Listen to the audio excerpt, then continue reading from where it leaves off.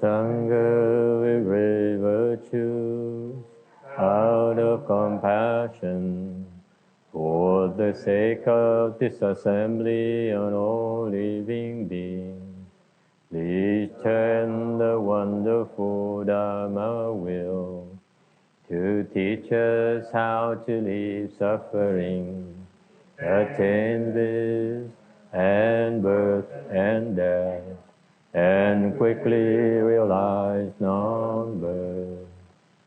Cung thính đại đức thẳng kinh, bi thứ pháp hội cập nhật thiết chúng sanh, Tịnh chiến diệu pháp luân giao đạo ngã môn, như há liêu sanh thoát tư đi khổ đắc là tốt chứng vô sanh. Homage to the blessed, noble, and perfectly enlightened one. Nam mô Sarantu Suchedoye Alahadi Sanmyao Samputo Chie.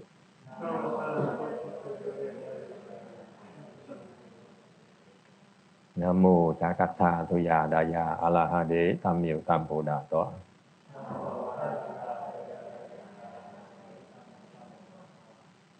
The unsurpassed, profound, subtle, and wonderful Dharma, 100,000 million aeons, is difficult to encounter. Now that I've come to receive and maintain it within my sight and hearing, I vow to fathom the thus come one's true and actual meaning. Wu shang sheng she wei miao fa bai jie wan jie nan zao yu wo jin jie wen de shou chi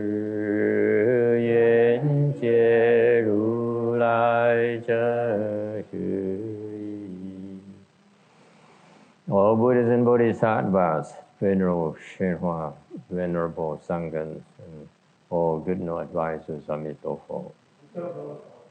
Chư Phật Bồ Tát, Sư Phụ Sangha,各位比丘、各位沙弥、各位沙弥尼、各位善知识，阿弥陀佛. Thì Phật Bồ Tát kính thưa Sư Phụ, kính thưa quý thầy cô và quý thiện tri thức A Di Đà Phật. Today is the 8th of November 2015. We are in Rosemead, California to continue discussing the Heart Sutra. We're currently on slide number 179. We haven't made any changes since the last time. We are talking about the Pratika Dharma. Đừng nói về cái pháp tu của các vị Bích Chi Phật.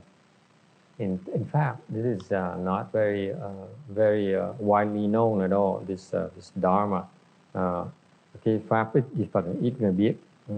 Because why is that? Tại vì các ngài Bích Chi Phật, they cultivate by themselves. Thường cái Bích Chi Phật, các ngài tu mình, and they disengage from the world. Các ngài xa lánh cái cõi trời, cái cõi trần này. And they go into, they isolate themselves. Các ngài vào cái rừng núi, vào thung lũng, tu một mình.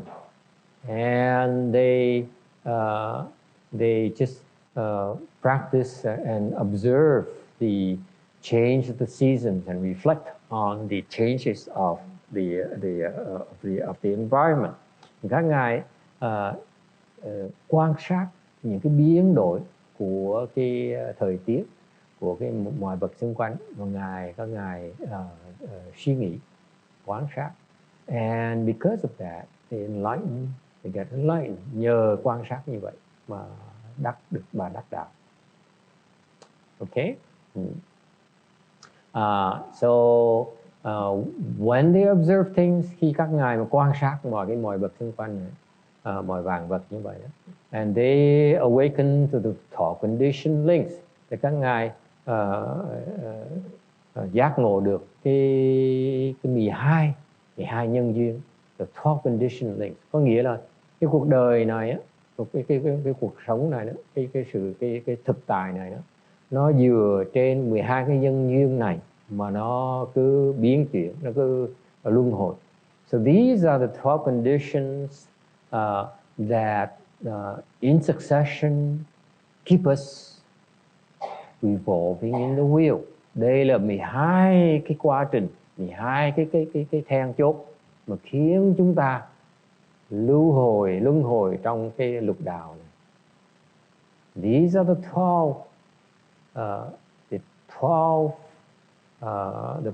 12 passes, the 12 gates, the 12 links that keep us trapped in this six paths. Okay, lục đạo là gì? What are the six paths? The six paths are the three evil paths. Lục đạo là 3 cái đường ác, the hells, the hungry ghosts and the animals. Lục đạo là 3 đường ác đạo là địa ngục, là súc sanh và ngạ quỷ. Okay, and then there's also 3 better paths. Rồi có 3 cái đạo, ba cái cuộc sống mà cái cõi mà nó tốt hơn một tí. One is Suras, the other is human, and finally the heavenly realms. 3 cái cõi kia là gì? Là cõi Atula, cõi nhân gian và cõi trên trời. Okay, so those are the six paths. Đó là cái lục đạo đó.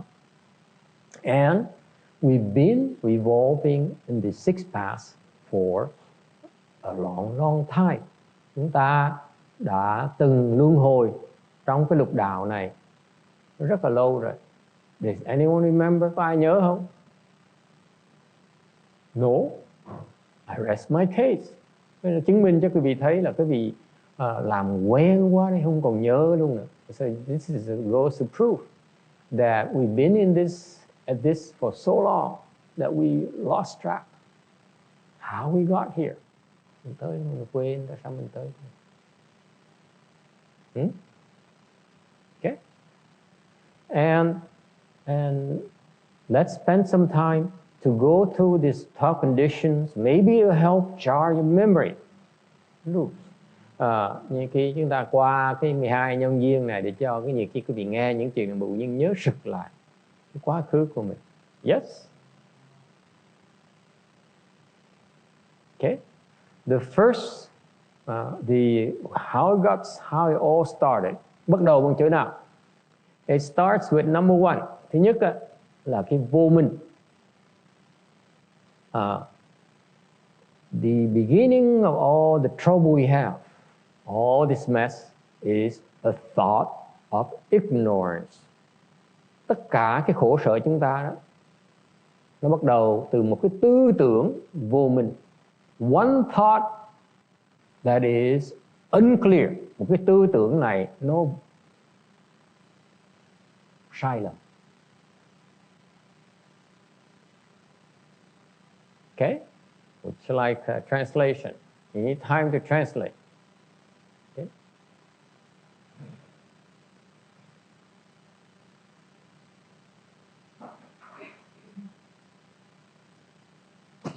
Are you well rested? There you go.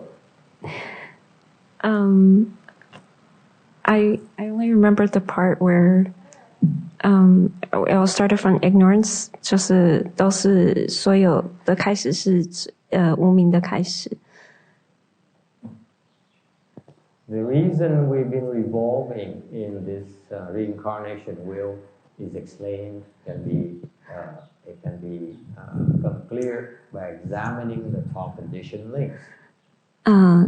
就是我们会在轮回是从看这个12因缘，要知道我们为什么会轮回，就是要了解12因缘。It's amazing how every time I lecture, all my disciples, now we can relax, and they fall asleep. Mỗi lần thầy nói pháp là đệ tử thầy là ngồi đó, bây giờ mình có thể mình thông thả thư thả một tí, tại thầy đang bận. Because Master is busy right now, he's not going to pay attention to us. Ông thầy cũng bận quá, bây giờ không chú ý tới mình đâu. Okay. And so everyone calls Len and so anyway, the first the trouble started when we have this one thought of ignorance. Cái này nó bắt đầu, mọi sự việc nó bắt đầu bởi một cái tư tưởng vô minh. How did it come about? Originally, lúc đầu đó, we are fully enlightened. Chúng ta bắt đầu là khi bắt đầu xa xưa là chúng ta là rất là sáng suốt. And then all of a sudden, this is explained in the Sarangama Sutra. Đây là giảng trong cái kinh Thủ Lăng Nghiêm. Originally we have the Buddha nature. Lúc đầu bắt đầu là chúng ta xuất thân từ cái Phật tính. So far so good. We all are part of the Buddha nature. Lúc đầu chúng ta là tất cả đều thuộc về cái Phật tính này. So far so good. Vì cái Phật tính này, and all of a sudden one thought, one unclear thought arises. Bỗng nhiên có một cái tư tưởng luôn nó khởi lên. It arose. It says, let's add light to this. Cái tư tưởng là muốn thêm ánh sáng. The Buddha explains it that way. 所以在《楞严经》里面就提到说，一开始我们都是跟佛性是一体的，但是突然就有一个念头起来，就是说我们加一点光。Now, you have to understand that without the Buddha's wisdom, there's no way for us to know. Mình nhấn mạnh cho quý vị thấy, nếu như không có được cái trí huệ Đức Phật, chúng ta không thể nào mà thấy được cái này. There's no way for us. 没有佛的智慧，我们是没办法。Because the Buddha's wisdom is such that you can see all the way back to infinitely. Tại vì cái trí huệ Đức Phật đó, khác trí huệ chúng ta, Ngài có thể thấy hết tất cả quá khứ. 我们是没有办法了解这一点的，因为只有佛的智慧才可以让我们看到刚开始。Okay, and most enlightened people cannot do that. Những cái người giác ngộ rồi không thấy được cái đó. Cái Phật không thấy được đâu. Only the Buddha can see that. 只有觉悟的人才可以看得到当初为什么是怎么开始的。So that's what Buddha says. What you folks don't realize is, at first, there's this thought of ignorance. Thành Đức Phật nói là ngoài sự cái khổ sở quý vị nó bắt đầu với một cái tư tưởng vô minh này. 所以当开始的时候，就是有这个一个无明的念头而起。Question. Ai thắc mắc gì không? And because of this thought of ignorance, what do we do when you have a thought in your mind? Một khi quý vị một cái tư tưởng nó khởi lên, là quý vị làm gì? What do you do? 那这个无明的念头起来，你怎么办呢？ Connect with all compose a poem. Cô Quỳnh Nguyễn, cô sẽ có một tư tưởng khởi lên, có sự nổi hứng, cô sẽ làm thơ. Yes? Yes or no? Yes. You see, that's what how she get inspiration. Cô nổi hứng, cô làm thơ. She cái tư tưởng nó khởi lên một cái đi làm thơ. Okay.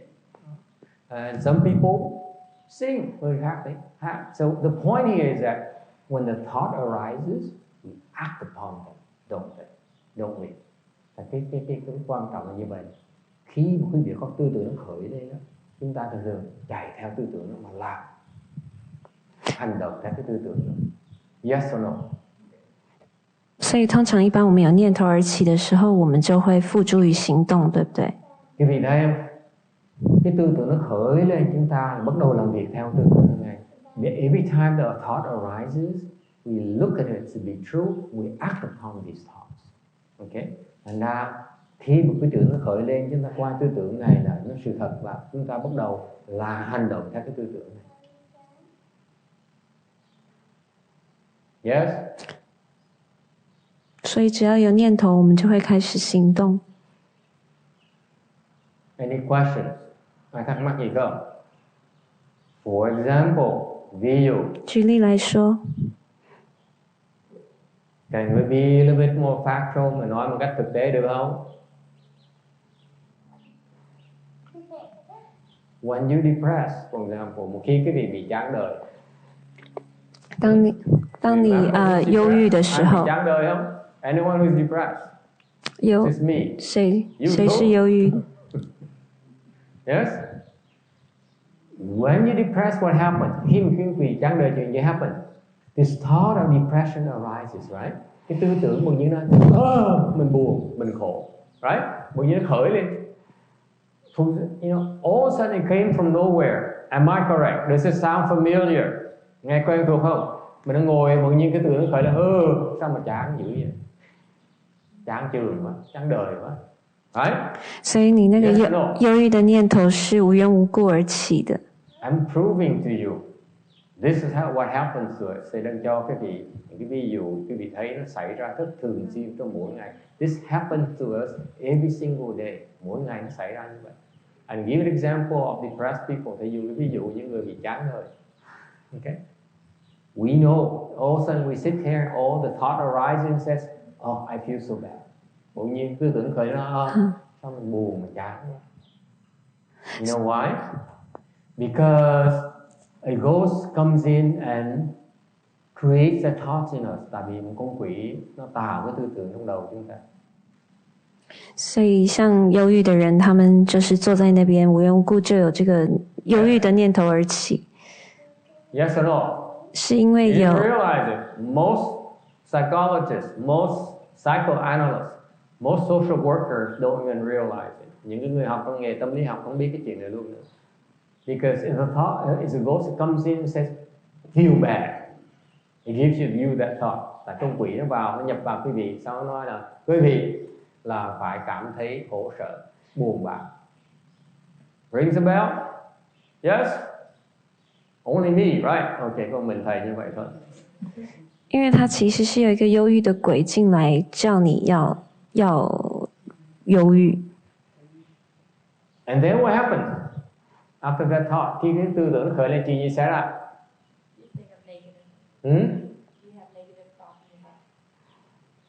You have, and you say, wow, it's so right, it's so true. My gosh, look at the face my husband gave me this morning. Nhìn cái mặt của chồng thấy rầu dễ sợ. What did I do? I did nothing. Sáng nay có làm đeo bụng như ông nổi cọc. Yes. And then, you know, I've been putting up with him like this for 20 years now, mà tôi chịu đựng ông 20 năm trời rồi. Okay? Let's get a divorce. Mình ly dị. Okay? You act upon these thoughts. These thoughts arises, and then we grab one thought and we act upon it. Những tư tưởng nó khởi lên, chúng ta tròn cái tư tưởng và hành động theo tư tưởng đó. Yes or no? Yes. 然后接下来你就相信这个念头，你就 For example, depressed people, yes. 你就譬如说，你这个念头是说，我讲说你的先生，你就想到说，我忍受他忍受了20年，然后你就相信了这个念头，你就开始觉得说，那我们就不要在一起好了。So for example, for depressed people, nhất là những người mà chán đời đó, they feel, oh, this thought arises, I feel so bad. Cái tư tưởng nó khởi lên là, mình chán quá. And what do? And you say, let's stay in bed today and not see anyone. Mình cứ bị làm gì? Mình nói thôi bây giờ mình nằm trong giường, mình ra giường, ra khỏi giường, không muốn gặp ai hết. Rings a bell. 然后你就觉得很低落。那你觉得低落的时候，你就跟自己说：那我今天就待在家里，不要见任何人好了。Okay, so we act upon these thoughts and run away from life. Chúng ta những người chán đời đó, theo những tư tưởng mà chán chường này mà bỏ chạy. We are quitters. Những cái người mà chán chường đó hay bỏ cuộc. There's a ring a bell. Yes. Okay. So that's what the number 2 means. Cái thứ nhì đó, cái này trong thập nhị nhân duyên, nhân thứ nhì đó là cái hành động.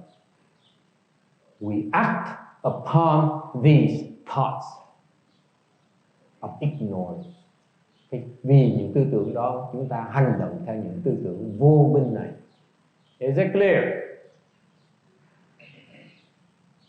所以第二个心就是讲说，我们在把我们的念头付诸于行动。Okay. In particular, nhất là we look at a handsome guy. Như là nhìn thêm cái người đàn ông rất là đẹp trai. Okay.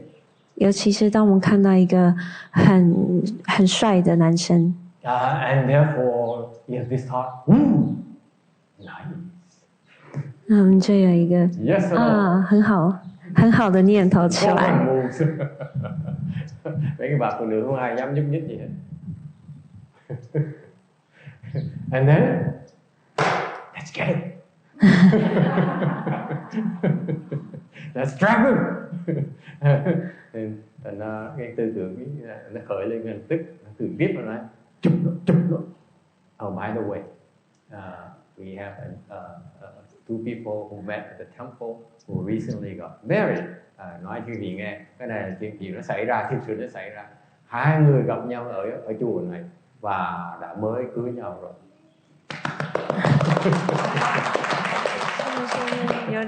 That's the activity right there. Đó là cái phần. All right. And in particular, Kim Điền doesn't like it. He said, this.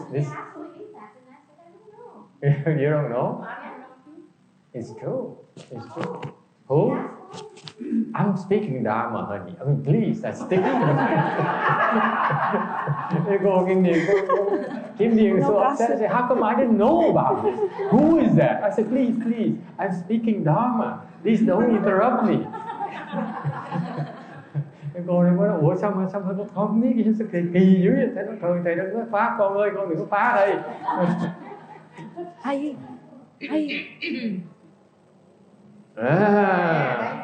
There you go.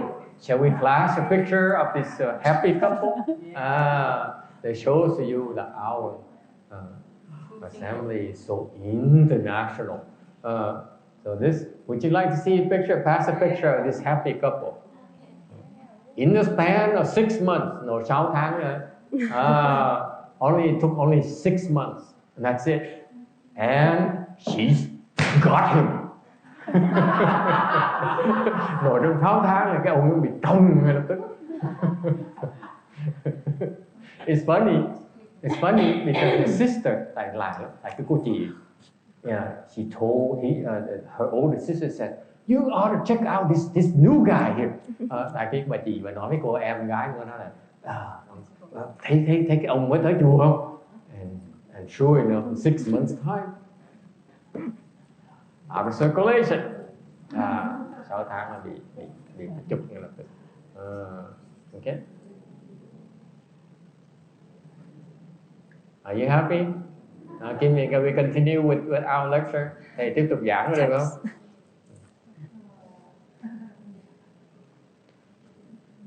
Okay. And cái hành là gì? So activity here. Yes, question? Yes. Thầy, cái Phật tánh lúc đầu là gì? Phật tánh là nó có sẵn rồi. Mình chỉ cái Phật tánh có sẵn. Okay. Tất cả Phật tánh là tất cả vũ trụ là Phật tánh. Cái phương thực lạc là Phật tánh, dược sư Phật là Phật tánh, bồ câu là Phật tánh, tất cả đều là Phật tánh. Okay. Nó bắt đầu từ Phật tánh vì một cái tư tưởng vô minh khởi lên, rồi bắt đầu những chuyện mới xảy ra, tiếp tục để quan sát và thấy bắt đầu nó thành hình, nó chuyện nó thành hình. What is the Buddha nature? The question I said, everything. The Buddha nature includes everything. Cái Phật tánh nó có tất cả.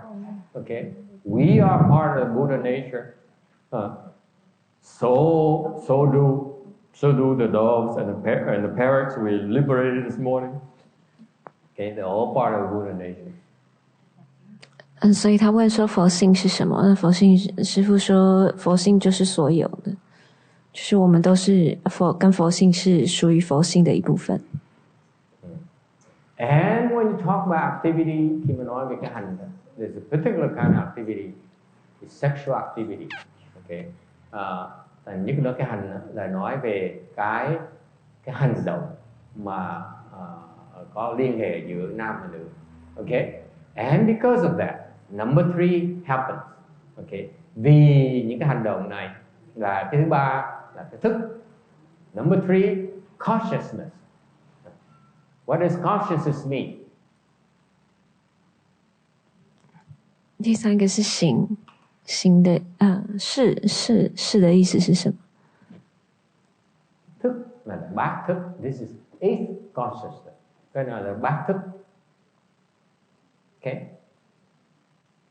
Meaning that this when a person dies, khi một cái người chết, this 8th consciousness leaves the body and moves to the next body.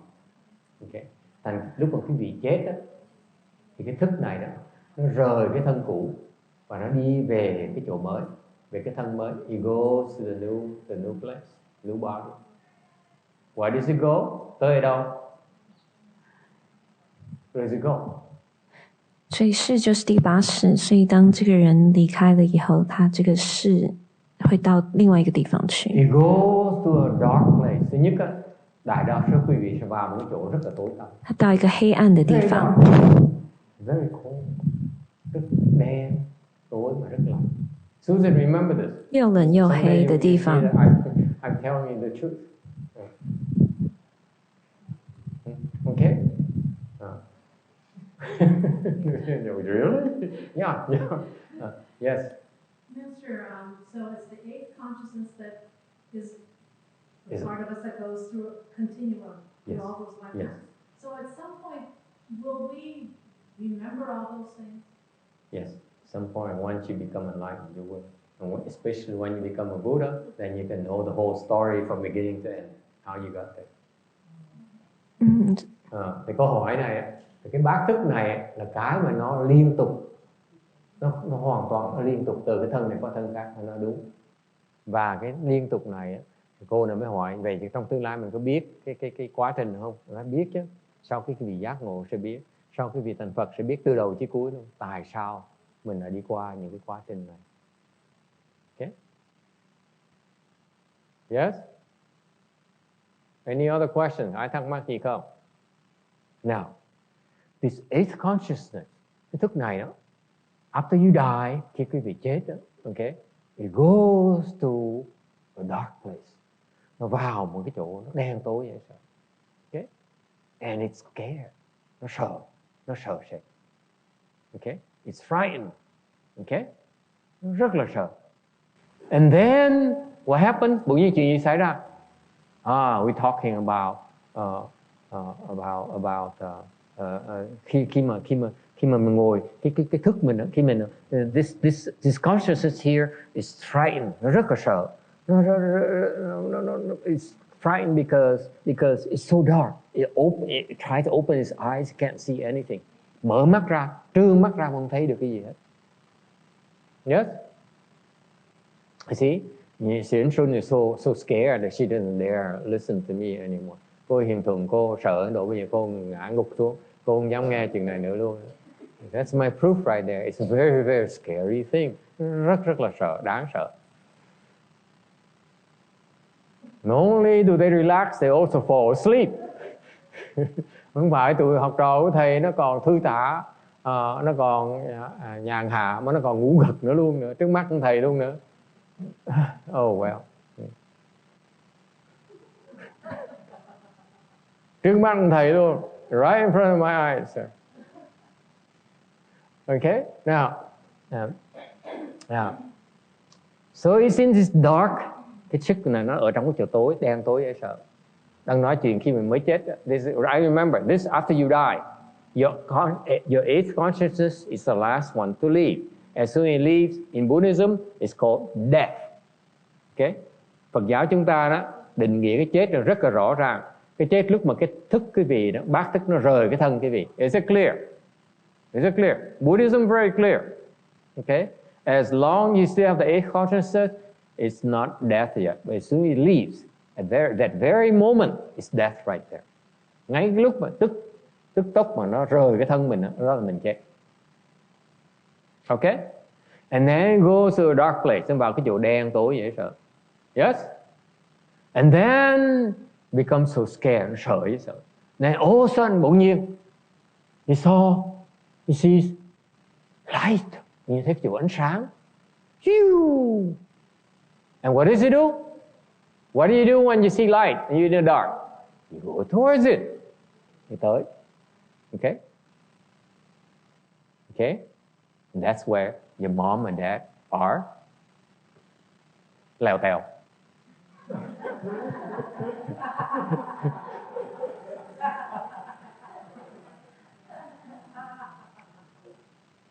I don't know the English word for it. I only know lèo tèo. When somebody explained to the American, the English-speaking people and Chinese-speaking, I don't know what telltale means. That's all my father told me. Okay, you got it? This is a PG-rated Dharma lecture. Yes. That's the way it works, because at that time the consciousness is scared, so only light can draw it there. That's what's interesting about it. The process that what draws the consciousness towards it is light. He sees light, so he's okay. Nó là lắm. Cái nhân duyên nó hay dễ sợ là tại vì á nó đang đen tối, tại khi nó thấy ánh sáng tự động nó chạy tới ánh sáng ngay. Okay? Now, how does this light come about?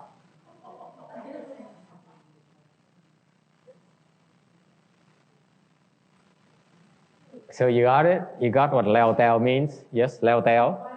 Yes, leo teo. Okay.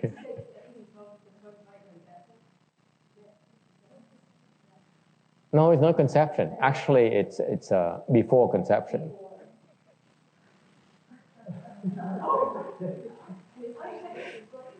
Yeah. Nancy, you got to tell the whole story. You know what leo teo means? You, the newcomer from the back. You know what leo teo means? Nancy, talk to Nancy. Okay. Oh.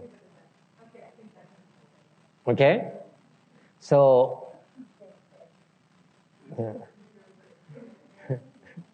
And now Susan says, now I know how to explain it to Jocelyn. Cái bà Susan bà nói bây giờ tôi biết cách để mà giảng cái leo teo cho cái con cháu của tôi rồi. Yes, ma'am. Huh? No. Let me explain what the light, how the light comes about. Thì muốn biết, you know how there's a light? How all of a sudden you know this consciousness sees a light? Tại sao tự nhiên nó thấy cái thức không? Thức nó thấy được ánh sáng. Why is that? It's drawn to your parents. Cái thức đó nó bị lôi cuốn bởi cha mẹ của mình. Your future set of parents. Okay? Cha mẹ tiếp theo của mình. Okay? So far so good. Are we still on the same page? Are we still together? Nghe rõ chưa? Yes? Okay? And the way you're drawn to your parents because either of love, hate, or debts. Thì thường quý vị tới đó tại vì nợ, thương yêu hoặc là đi đòi nợ.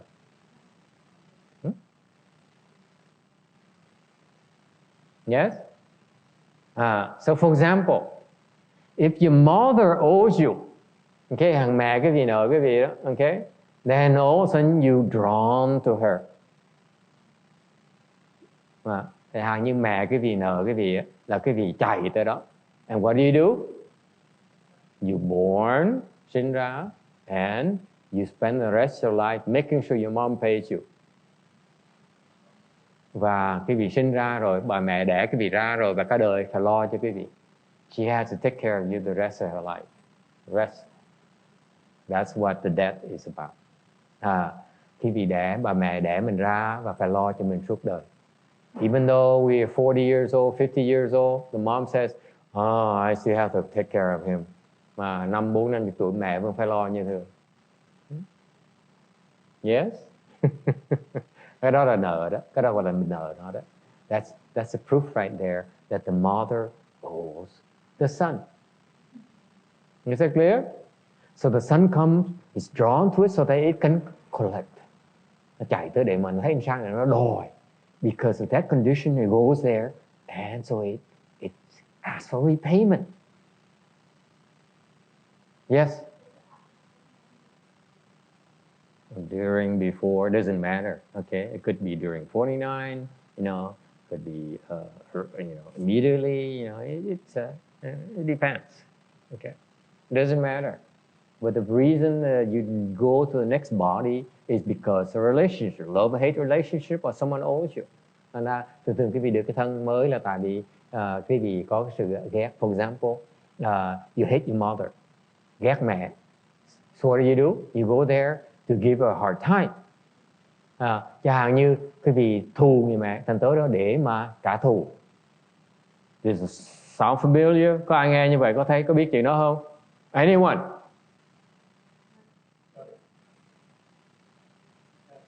Happens?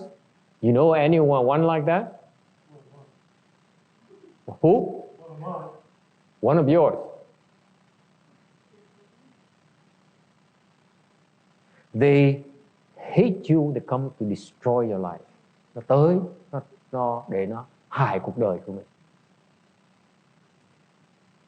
Sound familiar? Because I know of one such instance. Tôi biết một cái người như vậy.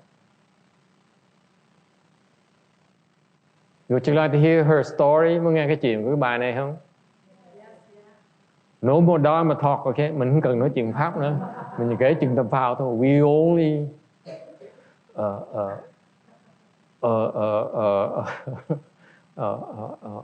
gap. Okay. This lady here. Okay. Cái bà này. Okay. When she was 17, she's the oldest daughter of the family. Đây là con gái đầu lòng. Okay. Very, very competent. Rất là giỏi. Okay. She helps the mother out. She helps the father out. Lo lắng cho gia đình vậy, lo lắng cho cha mẹ. Okay. And she fell for a sailor.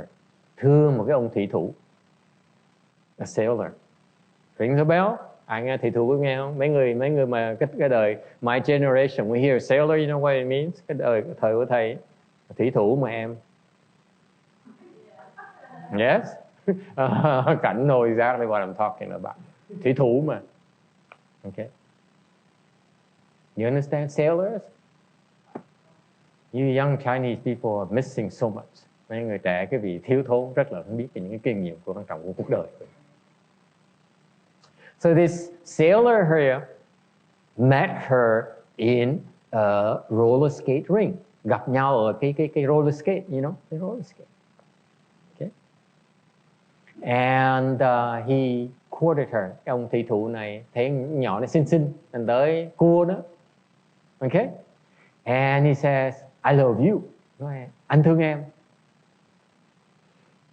Okay. Are you translating for Susan? I don't want Susan to miss anything now. Okay? And then he wants the activity. Ông này ông đòi leo tèo. Okay? This is true. She told me the story herself. Okay? And then he says, but you know, but I'm scared. Cái bà nó nói tôi sợ, em sợ.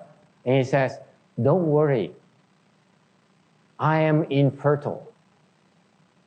Đừng có lo. Anh không có thể nào có con được. And so she believed him. Thành bà này mới tin ổng. And boom. Consciousness arrives. Thức đưa tới ngay lập tức. First time. Vicky said, wow, so productive. That's how sailors are, my friend. Mấy người thủy thủ vậy đó. Giao giống đủ chỗ hết đó. The French call it semi-over. Người Pháp có cái danh từ, cái câu nói là mình thả giống theo cái gió. Look at Jin Xiang, her face, look at her face. Jin Xiang says she loves it. Cái bài Jin Xiang khó dễ sợ lắm.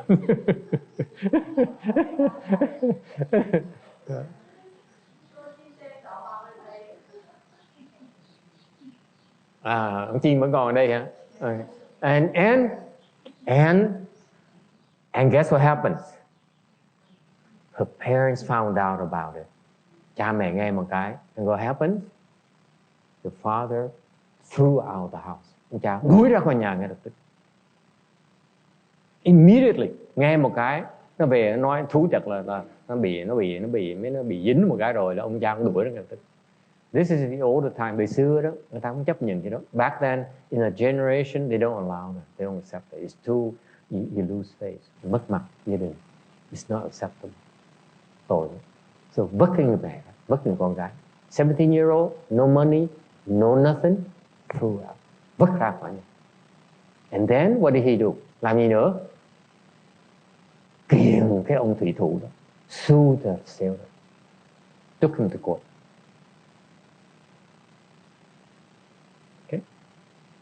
And the sailor has no money. Ông thủy thủ không có tiền. You know, sailors don't make much money. Every money, whatever the money they have, is always to plant seeds. Người thủy thủ có tiền là phải đi trồng trọt. Yes? Yes. See? Tex knows. He has a similar lifestyle.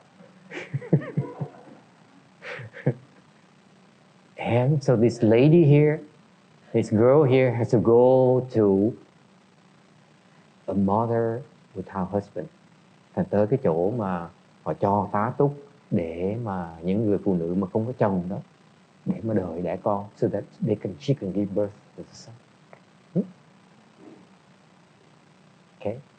And so they went through a hardship her entire life. Thành cả đời nghèo khó vậy. So when the first 10 years, 20 years of life together, that sailor somehow fell in love with her because she says, you know, and the sailor suddenly fell in love with her, and then he married her, chose to marry her.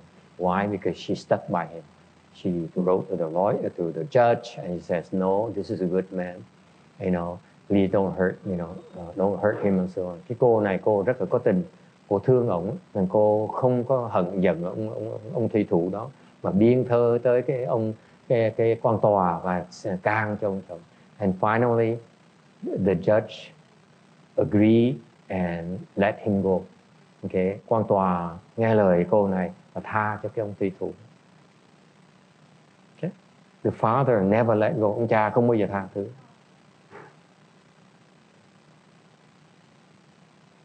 So far so good. See how sad the story. Cái chuyện nó khổ dễ sợ. From a 17-year-old who knows nothing, 17 tuổi không biết gì hết á, bị đuổi ra khỏi nhà. No money, no support, no help at all. Không có tiền, không có bạc, không có thân nhân, có gì hết, bị đuổi ra khỏi nhà. Khổ như vậy, ôm cái bầu. And she gave birth to her firstborn, a son, đẻ ra đứa con trai. And guess what? This man here came and he spent the rest of his life ruining his mother's life. Cái ông con trai này cả đời đi hại cuộc đời của mẹ. Because he came to destroy his mother's life right then. And he continued to destroy his mother's life his entire life. Dễ sợ như vậy đó. Lúc mà tới để mà hại cuộc đời mẹ mình á, xong rồi nó để mẹ mình đẻ ra rồi đó, ok, thì bỏ cuộc đời mình để hại cuộc mẹ mình tiếp. In the name of love. Với danh từ là thương mẹ. Mà làm những chuyện mà để hại mẹ mình không mà không biết. It's what's amazing is that he does so many things to hurt his mother, and yet he calls it love. Scary. I look at that story, look at these people. These are real life people I know. Đây những người mà thầy đã gặp. Okay? I look at them and I'm amazed at the law of karma. Thầy thấy những người thầy thấy cái luật nhân quả nó tuyệt vời. Một con nó tới để nó hại người mẹ cả đời nữa. Rõ ràng mẹ nó bị nợ. So this son here came to destroy his mother's life. Clearly, his mother owes it.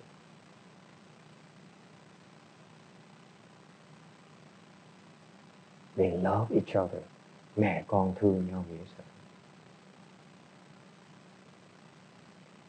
Yes, I assure you, they really love each other, and yet everything the son does ultimately is to hurt his mother. In the name of love. Dễ sợ như vậy. Hai người mẹ con mặc dù nói là thương nhau, yêu nhau, nhưng đều cái hành động người con trai này cuối cùng là cái dùng đó là cái kết quả là để hại cuộc đời mẹ. Dễ sợ như vậy. Yeah.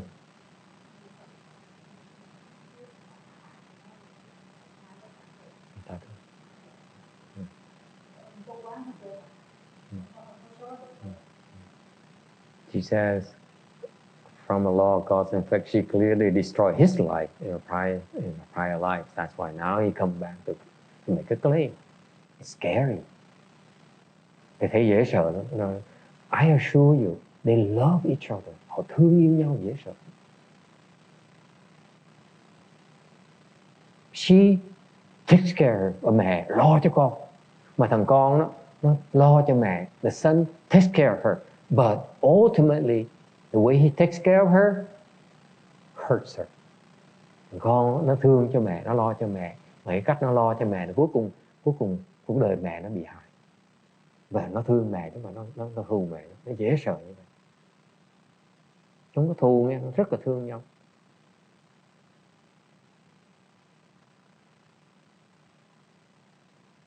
Yes? So that's why the consciousness comes. Tại nên cho quý vị thấy cái ví dụ cho quý vị thấy cái thức tại sao nó tới. Because you go there, because you drawn to your parents. Thành mình tới mình thương cha mẹ mình. Rings a bell? Whose child does not love his mother and father? Ai con mà không thương cha mẹ mình?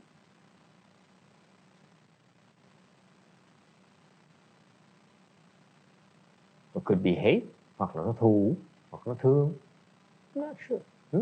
Not clear. That example I just told, the story I told you, a true story. It's not clear, is it love, is it hate? Quý vị thấy dễ sợ, cái câu chuyện thầy mới kể cái vị, ai mà nghĩ được như đó là không biết là thương hay là hận. Mình cũng rõ nữa. Luật nhân quả thế là hận, mà họ nghĩ là họ thương. And from a loss and cause and effect, it's really hatred. But to them, it's love. Yes.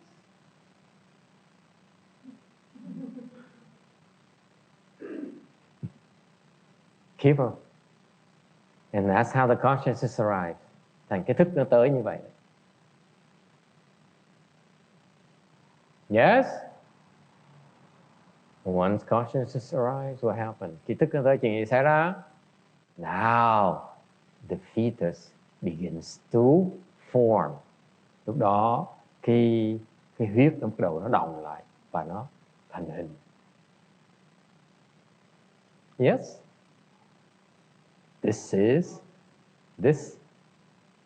This now has a substance. Lúc này nó có một cái thể rồi. Yes? See, number 3 is only comes. That's it. Nothing yet. Nó mới tới thôi. That's the beginning. That's the beginning of conception. Đó là cái thọ thai mới bắt đầu thôi. Rồi cái thứ tư mới là bắt đầu nó có đọng lại. Now it's taking shape. Thứ tư mới là thành hình rồi. Yes? Clear? And then the 6 entrances. Rồi cái lục nhập. What are 6 entrances?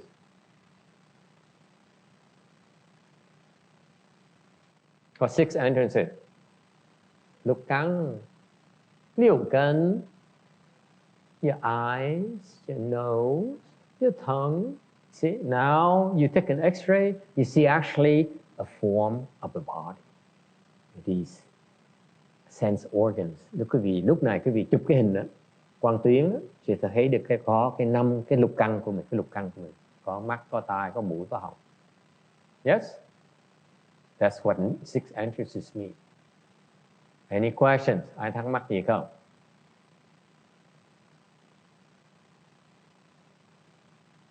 And because you have the 6 entrances, vì có cái lục căn, okay, then you have contact, thì có được cái xúc.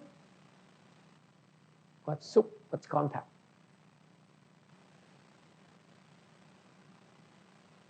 Contact of the third kind. Yeah? Cái xúc mà in that movie, remember? Anyone still remember the movie? Oh, I'm dating myself. Never mind.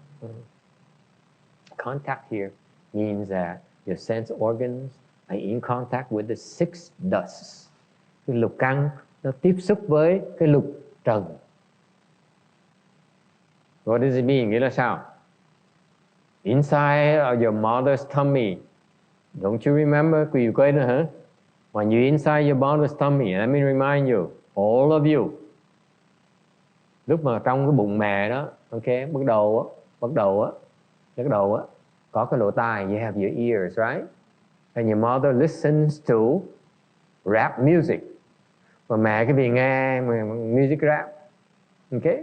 You say, wow, nice music, yeah, là thích. And that's why you're born, you love rap music. Is it clear? So you have contact. Là hai cái nó tiếp xúc với nhau. The sound is contact with the ears. Xúc của người là cái âm thanh ở ngoài đó, nó tiếp xúc với cái lỗ tai của mình. Yes? Your mothers eat habanero peppers. Mẹ quý vị ăn ớt cay. Yes? And inside, you taste, you feel hot. Trong bụng á, thằng nhóc nó sẽ thấy nóng.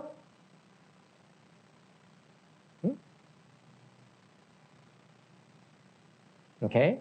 Or your mother drinks alcohol. Mẹ quý vị uống rượu. And the boy says, oh, this is so good. I'm so happy. Mẹ uống phí. Nhỏ nó khoái dễ sợ lắm.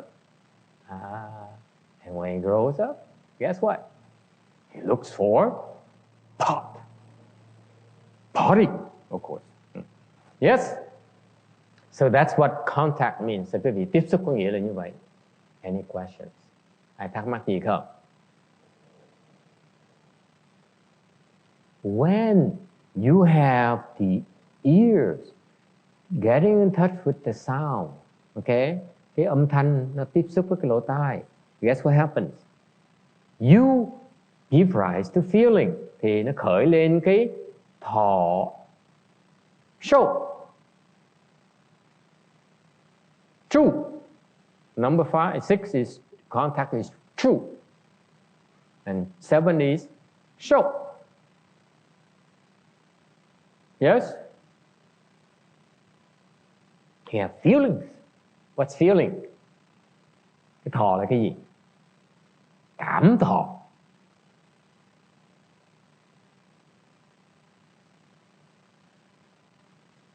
Cảm thọ. What does it mean? People are yawning left and right. Người ta ngáp lên ngáp xuống.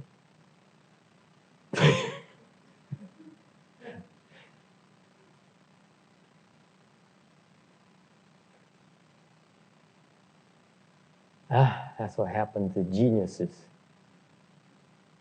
Yes? Cái thọ là sao? Cảm thọ.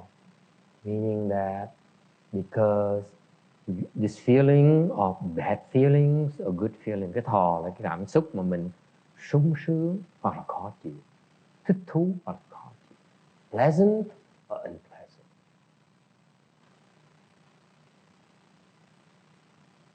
And, okay, so for example, remember the mother, that's pleasant. Như người mẹ mà phi thì người trong kia thích lắm. Okay. When the mother eats a hot pepper, ăn đồ cay quá thì then I don't like this. Okay, it's too hot. I sweat like crazy. Yes.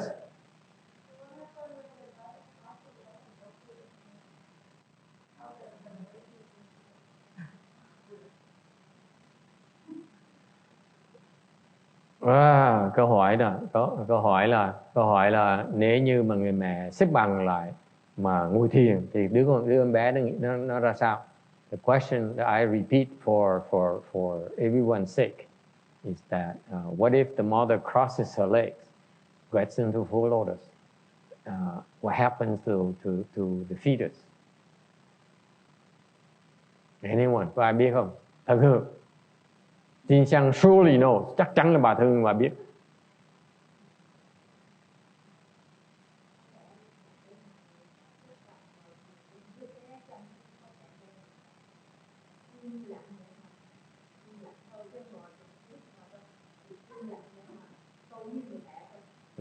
It says, according to her, according to Jin Xiang, the baby would then also calm down and meditate with the mother.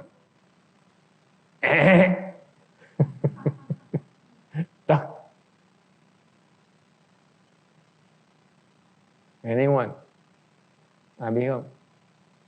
The baby says,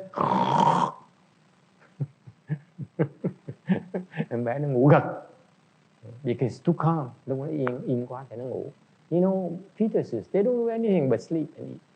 Con nít thì lúc thời đó nó chỉ ăn nó ngủ thôi chứ còn nó không làm gì hết. Thằng nó không thiền đâu. Doesn't know what meditation is yet. Okay? It's pleasant feeling. That's all you know. Okay? Because the baby is very in tune with the mother. Cái lúc đó nó theo cơ với người mẹ mình. Thành ra cái người mẹ cảm giác khoáng đạt thì nó cũng có cảm giác khoái đạt. So when the mother feels good, it also feels good. Okay? And in the future, he become a great monk. Trong tương lai sẽ thiền rất là giỏi. Yes. By the way, yeah, finally, chances are that when the mother meditates, when she's pregnant, the baby will be born with samadhi power. This is my theory. I have no proof. Okay? Theo cái lý thuyết của thầy, nếu trong lúc mà quý vị mang thai, có thai nghén mà ngồi thiền, đứa con nó đẻ ra nó có định lực, nó dễ có định lực. Very easy for the baby to meditate, to develop samadhi power. That's my theory. Okay? No scientific proof. Không có bằng cớ gì hết. Bữa nay ta ăn ngon phải chế ra vậy thôi. Today I have a good meal at lunch, so now I create a new theory.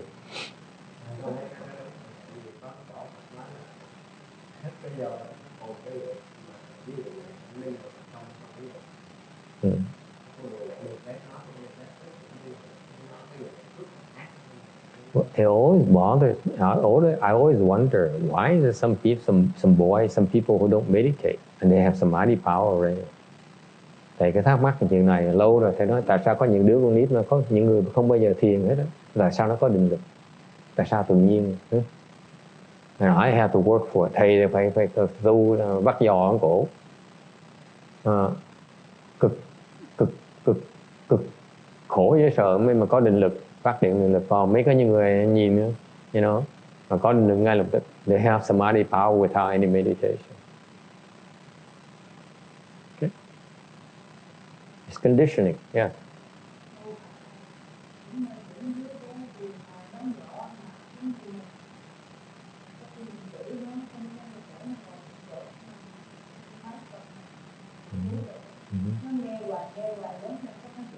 Nó dễ dàng lắm. So should Jin Chang said, maybe I should recite the sutras and put incense on the tummy, and so that the baby grows up to be well behaving and so on. You can have a very strong influence on the baby.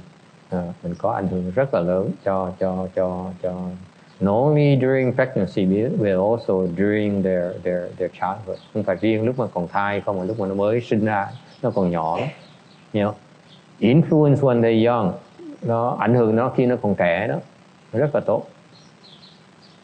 Okay. Are we still translating or are we resting? Mình nghĩ hay là mình vẫn không dịch?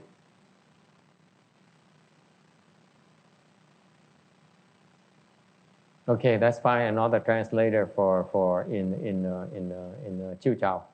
Có ai có dịch tiếng Chiêu Châu được không? Giờ nó ngủ thẳng luôn, nó không thèm mà mình không nhúc nhích nó được nữa. Now she doesn't even budge when I needle her.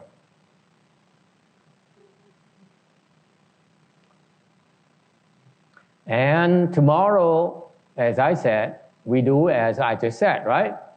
And that's not how Xian should. Yes. Okay. Any questions about that? Okay. Now, the feeling here, you have this pleasant feeling, unpleasant feeling. Cái cảm thọ này, hoặc là nó thoải mái, hoặc là khó chịu. Okay. There's only two kinds, có hai loại thôi. That's what we remember. So what happens? This is when it all goes wrong. Đây là lúc mình bắt đầu chuyện nó hư hết.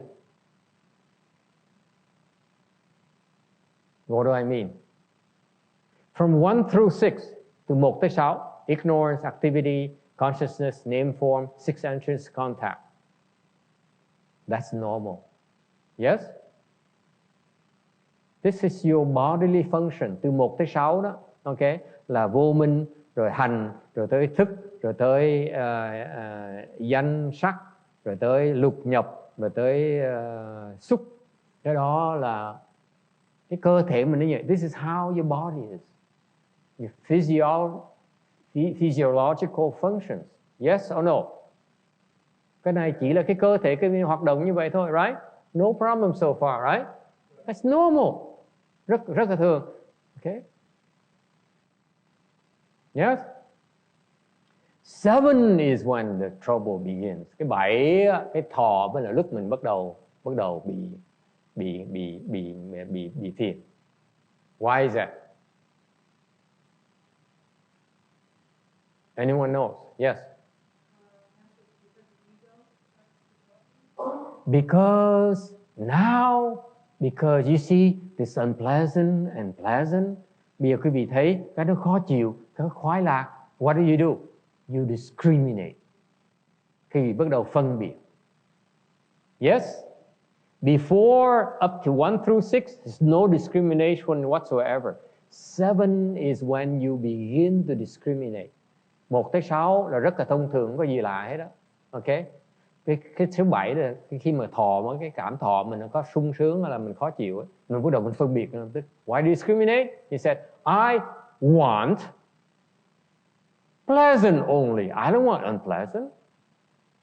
Okay. Thành khi quý vị phân biệt một cái vị không chịu cái khó chịu, mà chỉ tìm cái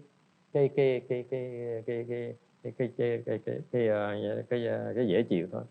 And these pleasant things grows on you. 8. I love.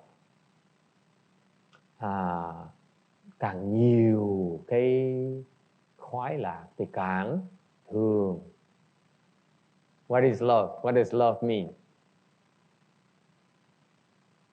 Sean, what does love mean? Yes. Love có nghĩa là, ông nàng nói là love có nghĩa là có tình yêu, ái tình có nghĩa là có những cảm xúc rất là mạnh. Very strong emotions.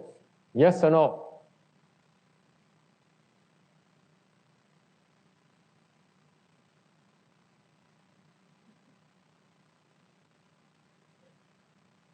cảm xúc rất là mạnh.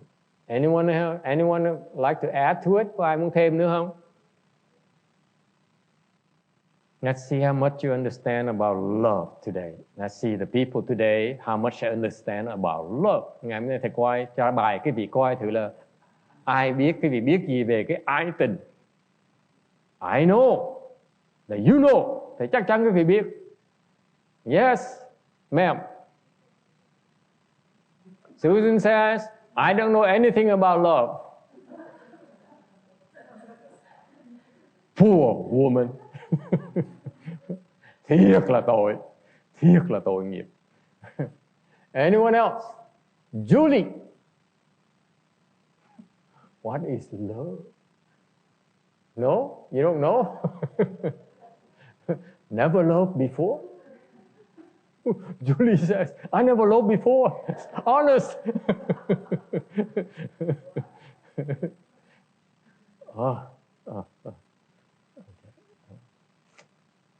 Anyone else? Ai có ý kiến? Anyone knows about love? Cảnh. Cảnh says, I love is marriage. Cảnh nói là yêu tức là cưới nhau. Not the man, honey.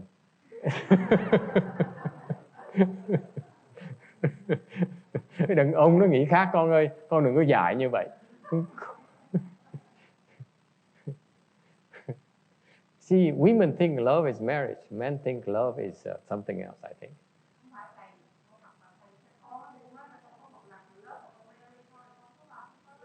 Oh, no. Cảnh justify herself. She says, I don't. I loved once. I got married, so I'm not sure it's love. Cô Cảnh có nói là con lợi thương, con cưới ổng nhưng mà không biết có thương đâu. Yêu là gì hết, chỉ thương nhưng không có yêu. Is he a sailor? Ông làm đây. Ông thủy thủ hả? They then later on they cross the ocean together. Rõ ràng cái dòng máu họ hai người vượt biên với nhau mà. Right? So he actually later became a sailor. Sau này ông trở thành thủy thủ. Yes? Yeah.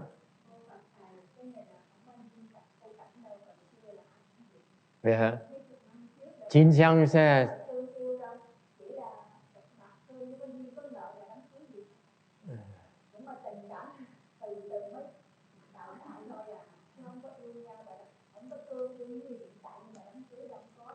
she said, in a prior life, you see each other and you get married. There's no such thing as love.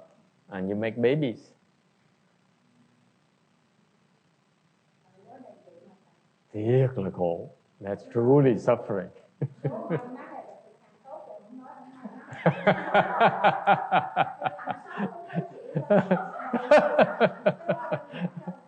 She says, if you SOL, then you meet a really bad guy, and nothing you can do.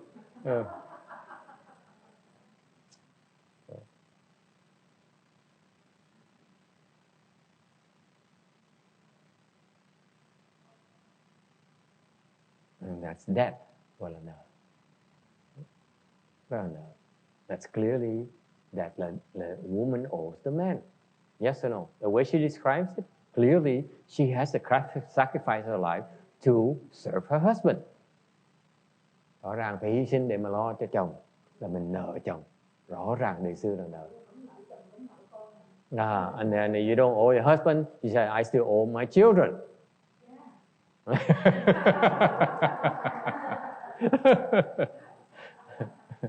Yes? Yeah.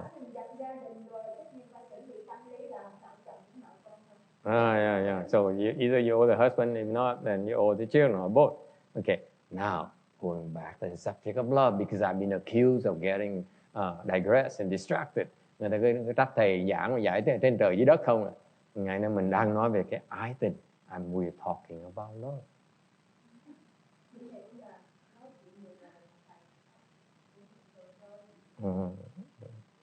Yes, Vicky knows about love. What is love?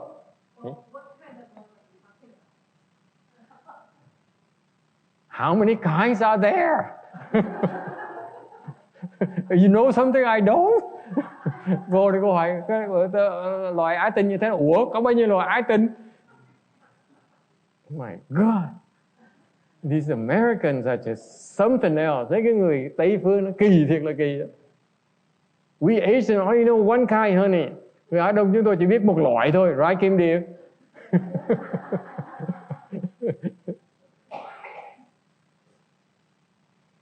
What kind would you like to talk about today? Well, you were already talking about love between a parent and a child. Yeah. Love between, well, that's like different. Yeah. Tình yêu giữa cha mẹ với con cái. Yes. What else? Between two people, and it seems like it's romantic love, but they actually both À, hate each other. hoặc là lèo tèo. Yeah.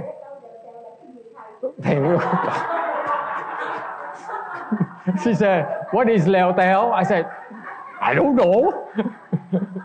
hỏi sao mà thầy trả lời được? Hỏi riêng thì nói được internet. You ask me in private, I can answer you, but not on, on the internet.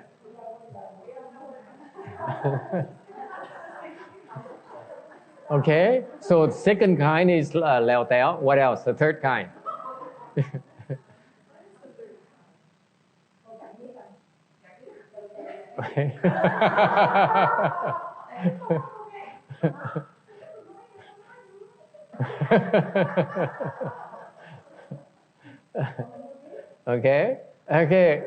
Okay.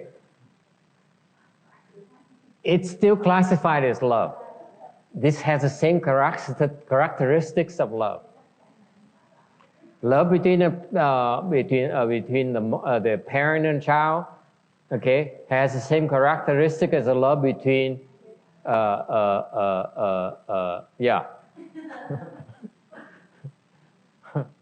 okay, same characteristics.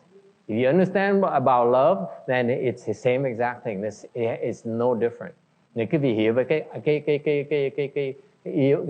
cái ái á, thì quý vị cái này nó giống nhau. It's no difference. Anyone? What's love then? Anyone? Biết không? No.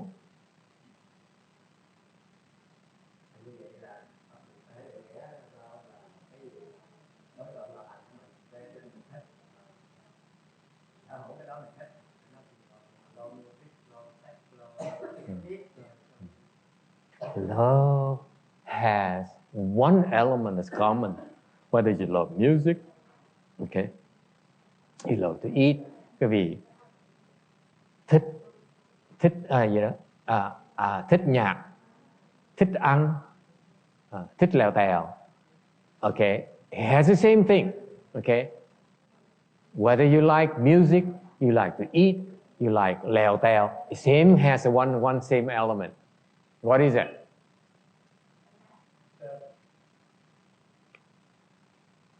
Very precisely. Tony. God, the young people don't know anything. Mấy người trẻ không biết gì hết đó. Oh my God, they don't even know love. Không biết tình yêu cái gì hết. Okay. Greed. Love is greed. Ái là tham. Yes or no? All love has greed in it. Tất cả những cái loại tình yêu, ái tình đó đều có cái tham ở trong đấy, đúng không? That's what the Buddha says. Đức Phật nói như vậy. I didn't invent this. The Buddha said this. That's why I'm so wise. Bởi vì thầy mới có nhiều trí huệ như vậy đấy. Isn't that impressive? Huh? Isn't it cool? I'm so wise, am I not? I resemble that. cái ái đó, nó có cái tham lam ở trong. Mình muốn nhiều hơn. You want more.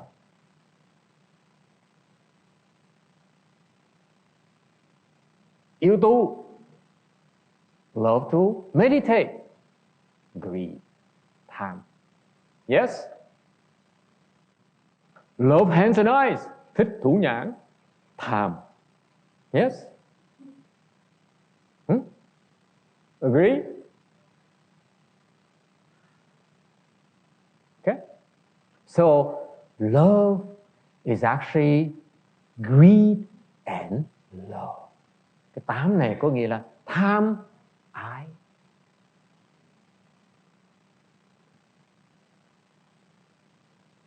Questions? Ai thắc mắc gì không? Yes. No, it's a good thing. But don't forget about the fact is that love, when you mention the word love, there's greed in it.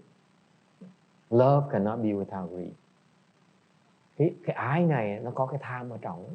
Quý vị né không được. You see, it's you. I trace it back for you.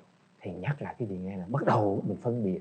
See, we begin number 7 by discriminating. Because you discriminate, you become greedy.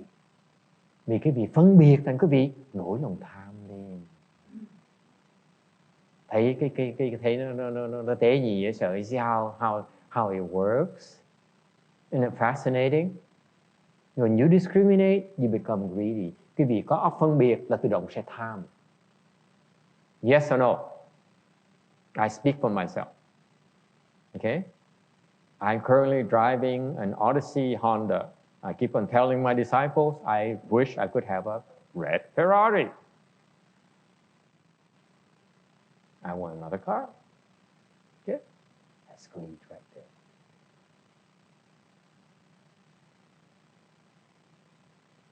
Why you look at me like that? You're supposed to bring out your chest and say, Master, how much you need? Don't look at me like that. Yes? Okay? So, love here has greed. Okay? Cái 8 này nó có cái lòng tham ở trong đó. It's very important. Now, greed sneaks in. Bây giờ bắt đầu lòng tham nó khởi lên rồi. You see that? See how beautiful it is? How it works within how we function. Quý vị thấy chúng ta, cái cách chúng ta sống ra sao?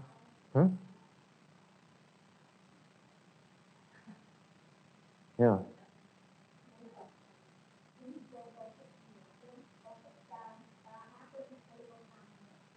Không. Karaoke là không tham. She says she likes to sing. Is it greed? I said, no. When you do karaoke, it's no greed at all. Đâu có tham đâu. She said, oh, I'm so glad.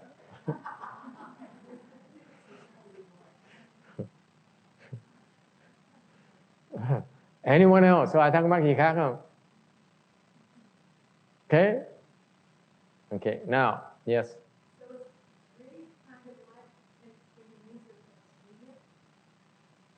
What experience?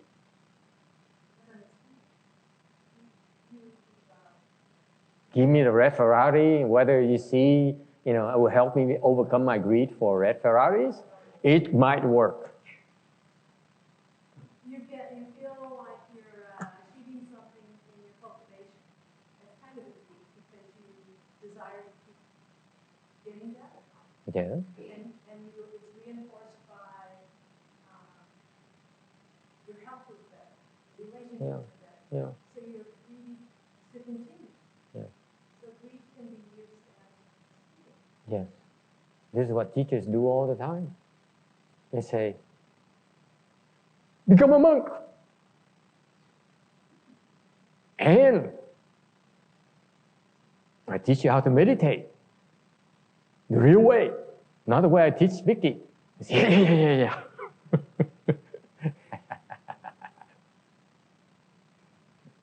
Of course, greed is part of existence, whether you like it or not.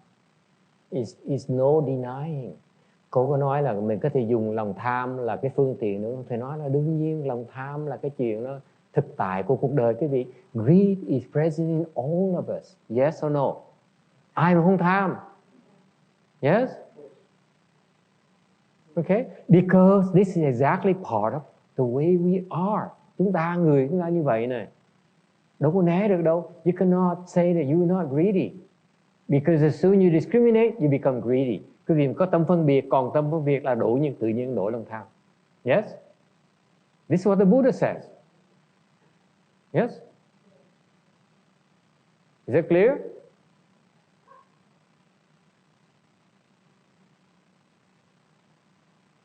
Any question? Any other questions? Okay. Now you have greed entering the picture. Remember, love is greed. So the more love, the better. Nói cách khác, càng yêu mà càng nhiều cũng càng tốt. Thủy thủ mà em.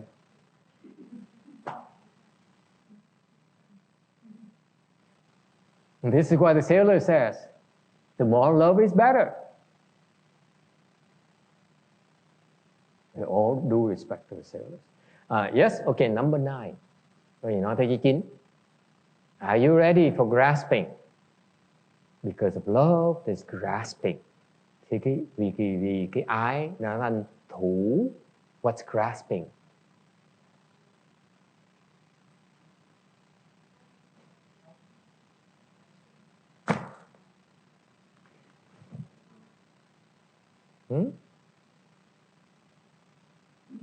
Chịu. Thủ là cái gì? Grasping. Chịu. Chịu. What's grasping? What's grasping? Huh? What's grasping? You can't let go, can you? Huh? Thả không được. This is mine. This is mine. Cái này của tôi. Yes? You can't let go. You're not willing to let go. Không thể nào mà bỏ nó được. It's mine. You can't have it. It's mine. Okay? Cái này của thầy. Cái gì cũng không được. Okay. And that's why. Vì vậy, guess what happens? In our path, trong cuộc đời đường chúng ta, okay? You see me wearing nice bracelet, nice rosary beads. Cái gì có thấy thầy mang cái đồ sang không? These fancy ones, you know, like 7 jewels, gold, silver, and precious stones and so on, diamonds, so on. Bao giờ thầy mang những đồ này không? I can't afford them, of course. But if I could, I wouldn't wear them. Cái pháp đại thừa chúng ta thứ nhất là thầy nghèo, thầy không có tiền để mua mấy cái đồ kim cương, hạt xoàn. Nhưng để mà thiệt có tiền cũng không dám mang. Tại sao vậy? In our path, if I wear it, and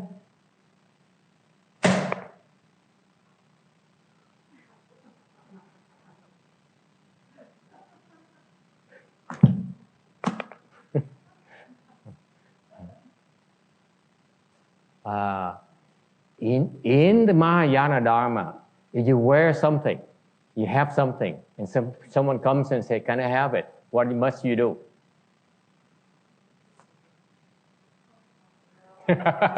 Kim Điền, cái mặt nó gì ghét vậy sao?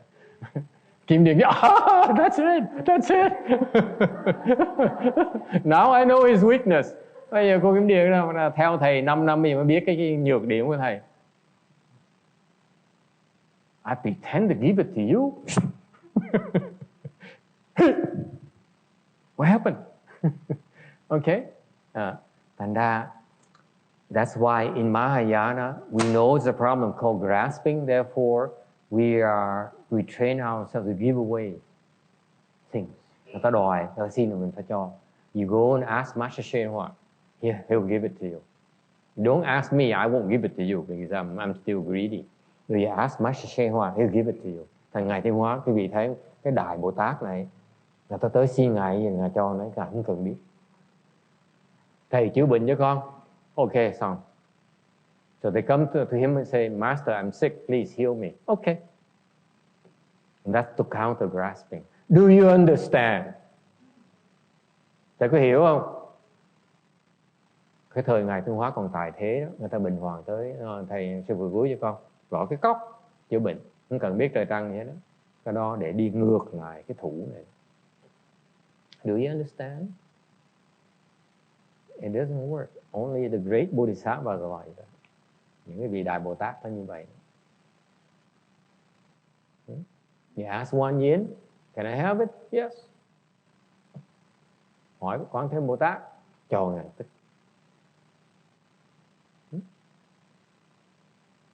And Kim Sang has a big size. I wish it's like Master Sri Hoa. Bà thân hương bà ác, mà nhìn mặt bà mặt thở dài sương sương. Tại chi mà ông thầy này giống Ngài Tiến Hóa. Thầy phải tu khoảng chừng 20 triệu kiếp mới hy vọng thì giống Ngài Tiến Hóa được.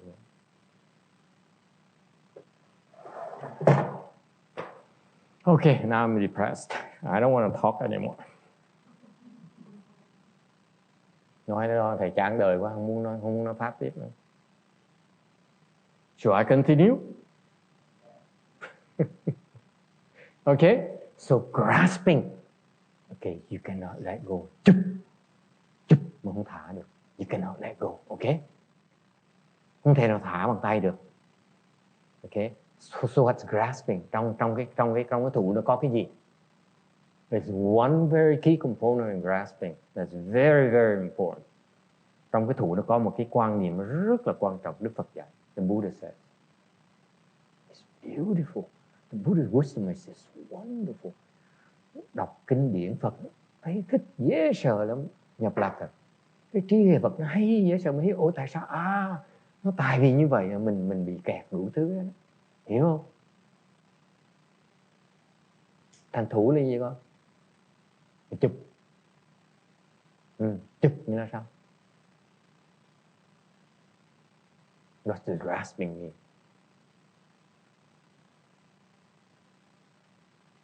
What's in this motion?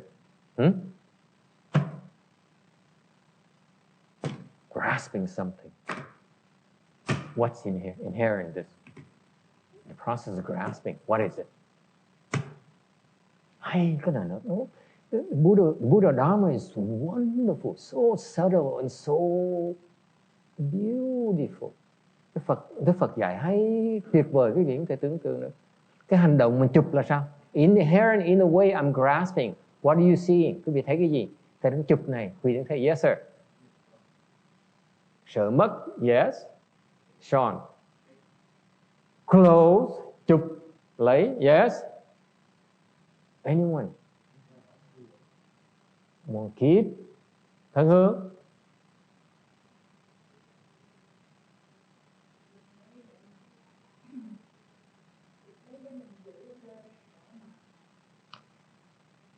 There is a targeting.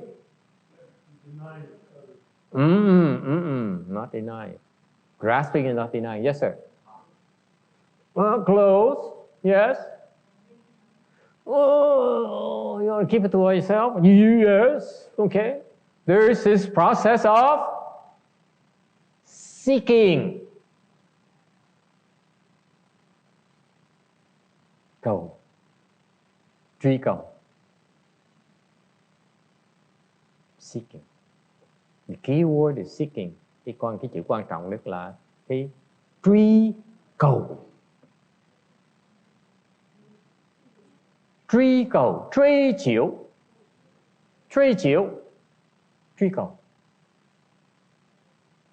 You seek. The Chinese is very precise. Truy chiếu. Truy meaning that you make effort to run after. And chiếu is you hope you can get it.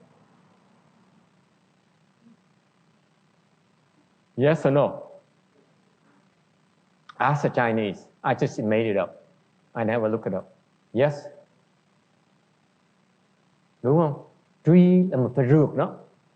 Okay? Truy meaning you chase after it. Chiếu is that you hope and you want it. Yes? I just made up my Chinese. You know, I make up Chinese as I go along, as when I need it. Thầy cứ chế mấy cái chữ tàu này thì mình lúc mình cần mình chế ra thêm thôi.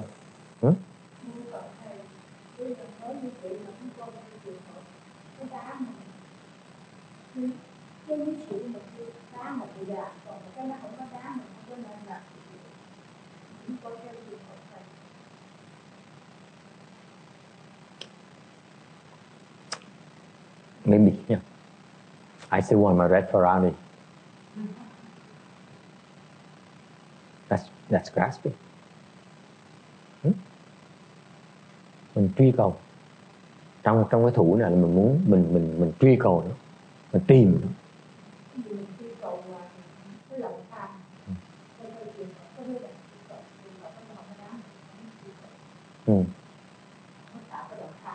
I draw your attention to this is very important. Mình nhắc cái chuyện này nè. Did anyone notice it? Quý vị thấy cái tầm quan trọng này không? Anyone notice it? Anyone? It just came to me right now. Mới thấy ra thôi. When I prepared this lecture, I didn't see it until this very moment. Tới đây mới tới nói lúc này. Nhìn, I look at your face and I dawned on me this was happening. Nhìn mặt cái vị là mới hiểu được cái lý này. Yes?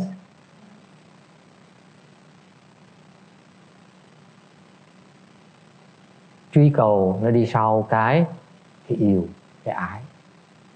The truy chiếu follows love.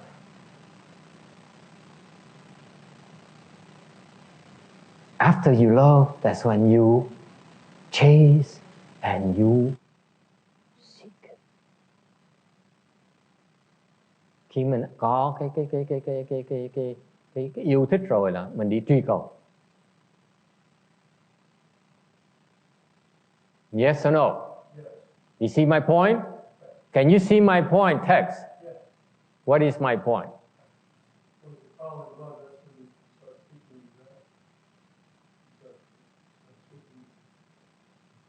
You can't let go. You can't let go. You cannot let go. You seek love. And once you get love, you cannot let go. Cái vị thế dễ sợ, mình yêu thích một cái rồi là mình chạy, mình kiếm một chút nó được rồi là mình thả nó không được. That's why men are so possessive, unlike women. No, not at all.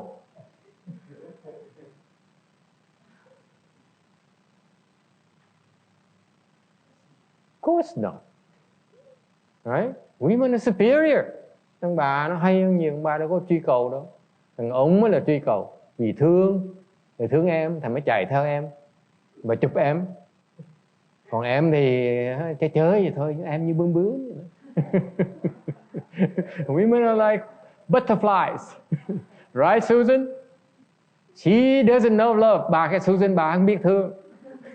It's my proof right there. Rõ ràng cô Susan là không có thương ai hết á. She doesn't love anyone. Yes? In a sad her text, you see like the male condition, the victims of our love.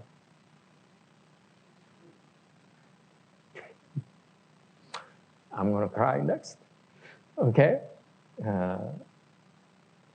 Is it clear? That's why people in love are so possessive, maybe? Yes?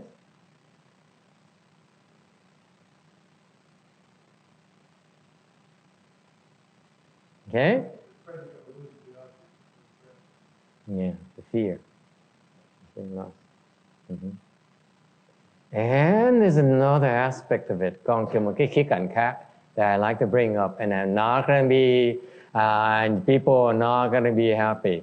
Cái chuyện khác mà thầy muốn nói, sắp nói chuyện này mà phải nói, mà không nói, mà nói thì quý vị sẽ giận thầy, mà không nói thì không được. If I don't say it, I will feel bad. I say it, you feel bad. What to do? Làm sao bây giờ? Nói đi hả? Chính chăng sẽ just say it. Text says, I feel bad already. Yeah, okay, it doesn't matter anymore. But you guys are so persuasive. Mấy người nó khéo dễ sợ. You're becoming so wise, I can't resist you anymore.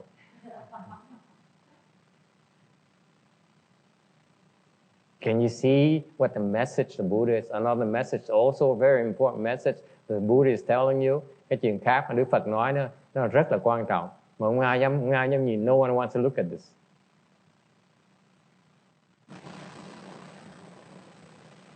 You know love, okay?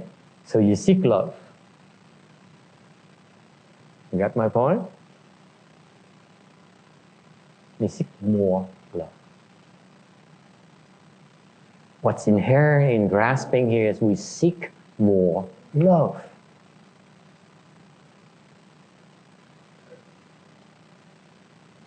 Cái thủ này là cái việc tìm thêm cái tình thương.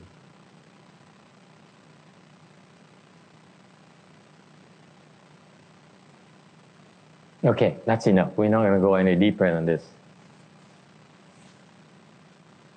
Is it clear? Yeah, is it clear? That's one consequence of grasping. You seek more love.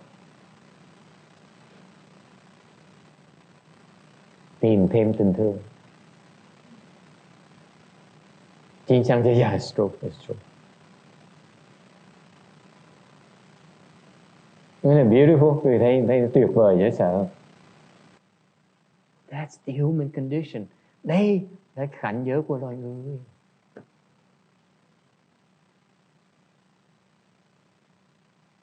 Yes? So for example, Susan says, I want another grandchild. Cô Susan cô nói là con cháu nó dễ thương quá, đẻ tao thêm một đứa nữa. I love a grandchild. Make me another one. Yes? You get the drift, her text? Is it clear? Isn't it beautiful? That's how we function. Chúng ta, người ai cũng như vậy. We all like that. Okay? And because of grasping, you go into existence. Vì cái tham này. Okay? You go to exist vì cái thủ mà vào cái hữu. What does it mean, existence?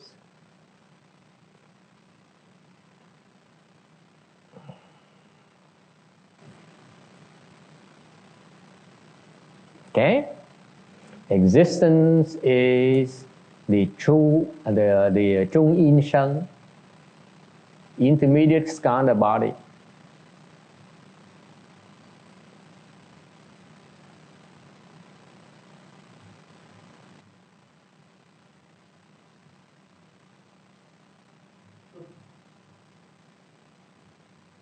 Can you see the connection? Quý vị thấy cái trung ấm thân này với là cái thủ nó có liên quan gì với nhau không?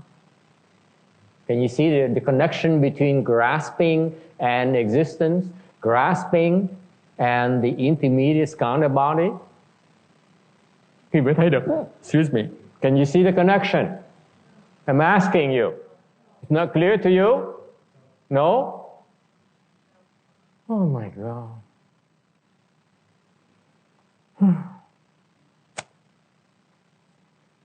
Good thing I'm here. Có ai thấy được cái quan hệ giữa cái thủ với là cái hữu không? Grasping is you cannot let go. Cái thủ là mình bỏ nó không được. Does it ring a bell now? Is it clear now? No?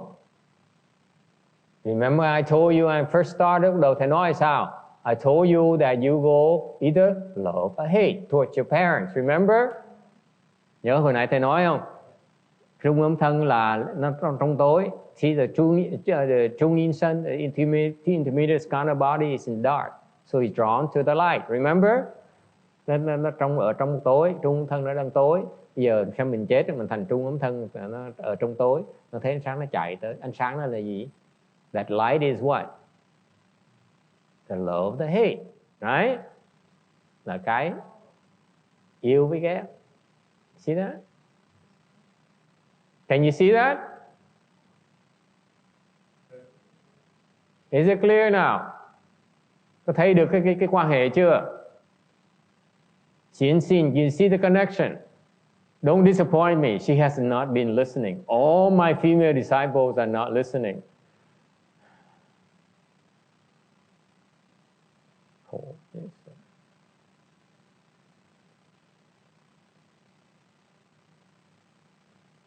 Yeah.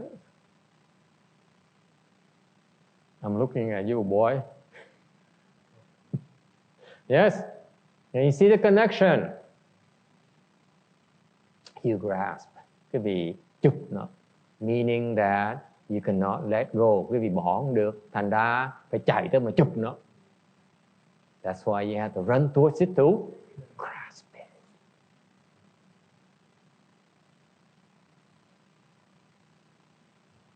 Yes?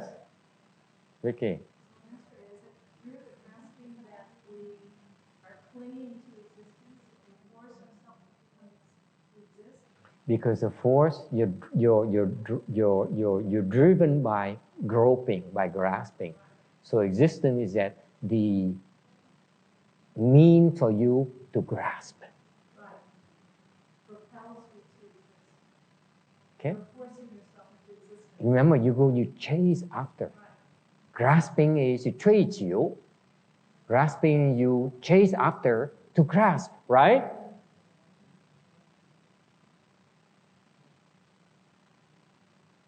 And once you reach it, you're not going to let go. You cannot let go in the first place. You love someone. I'll give you an example. You love your husband. Okay? Now you love, that love is there in your consciousness. Thì nói cái vị nghe. Cái vị thương chồng, thương vợ. Thì cái tiềm thức cái vị nó rất thương chồng, thương vợ. You love, you're crazy about your husband, you're crazy about your wife. Doesn't matter, okay? So far so good. Cái tiềm thức mình đó, mình mê, mình thương ông dễ sợ lắm, thương bà dễ sợ. We are crazy about our spouse. We cannot let go. Okay? So when you die, khi quý vị chết đó, now she's there. So that love is activated and chase after it.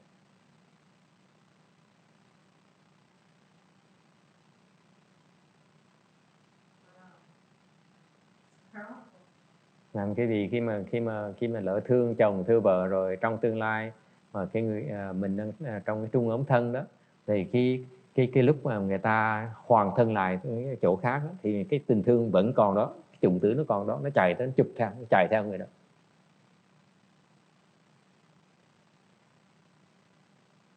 Question. This is why we always gravitate among ourselves. Thành chúng ta cứ luẩn quẩn với nhau hoài, chồng rồi vợ rồi con rồi cháu rồi chồng rồi vợ rồi cha rồi mẹ rồi. Susan, you remember now? Huh? 你记得吗? Yes.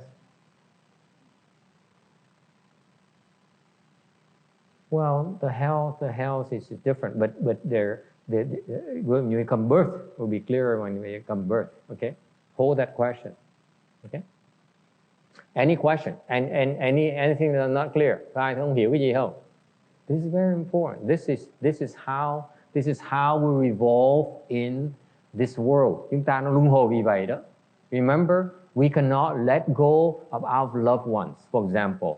So now we in the intermediate skandha body, and then you see the loved one right there, and you go there immediately. You go towards it.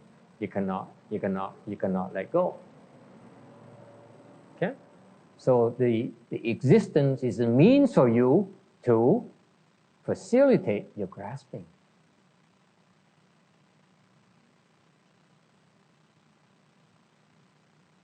See, you cannot let go of your love. You cannot forget that they owe you.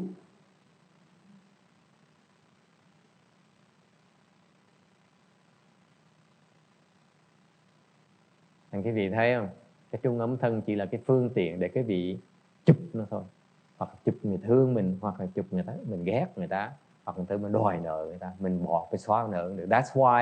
That's why when you sick, thành vì quý vị, give an example cho quý vị cái ví dụ, when you sick, quý vị đang bệnh, okay, so the ghost is attacking you, con quỷ, ma quỷ nó đang hành hạ cái vị để làm cái vị bệnh hoạn, okay, they can't let go, can they? Can't let go. Họ bỏ cái gì cũng được. They can't let go of you. They have to make you sick. Họ phải đòi nợ chứ có được. They have to make you pay. They cannot let go.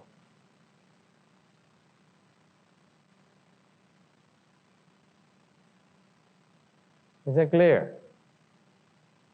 Any question? Ai thắc mắc gì không? Yes?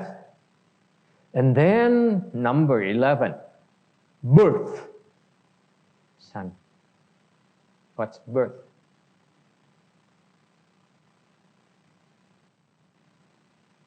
You're born based on your, khi sinh ra dựa trên cái gì? Anyone knows? I have no money. Oh, never mind. Sinh ra sao? What makes you be born? You're born in order to, according to your blessings, retribution. Exactly.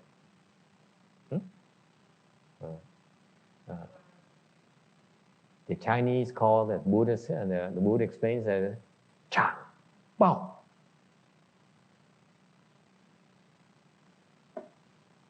Chang Bao. Chang, gần, there's a 人, 前面有一个人, Chang Bao. Chang Bao, I don't know. This one. This one. Do you see this one?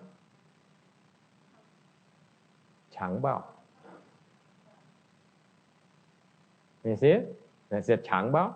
Okay, so what does it mean, Chang Bao?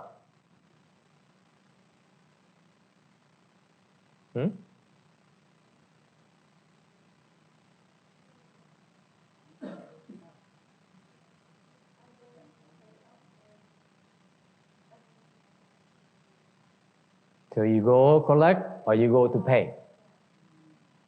Hay không? You go in order to collect or you go to pay. So for example, that sun guy goes to collect. Chẳng như hồi nãy thì mình tới để mình đòi hoặc là mình trả.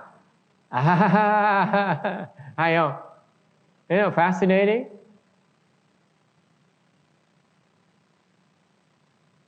Như cái ông hồi nãy thầy kể, ông con trai với cái bà đó là con trai tới để mà đòi. See, the man that firstborn is there to collect, right? Most of you, okay, most of us men come to pay our wives. Yes? How come? What did I do? Did I say something funny? Đàn ông thường tới để mà trả cho vợ. Julie is not here.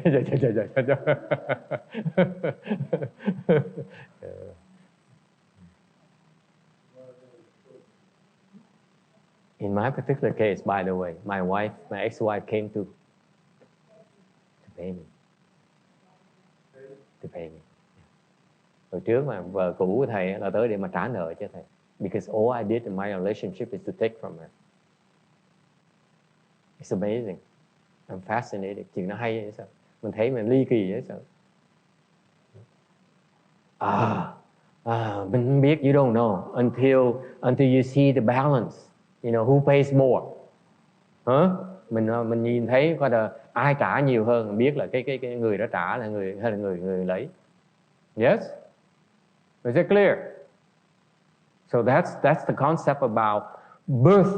You're born in order to collect or to pay.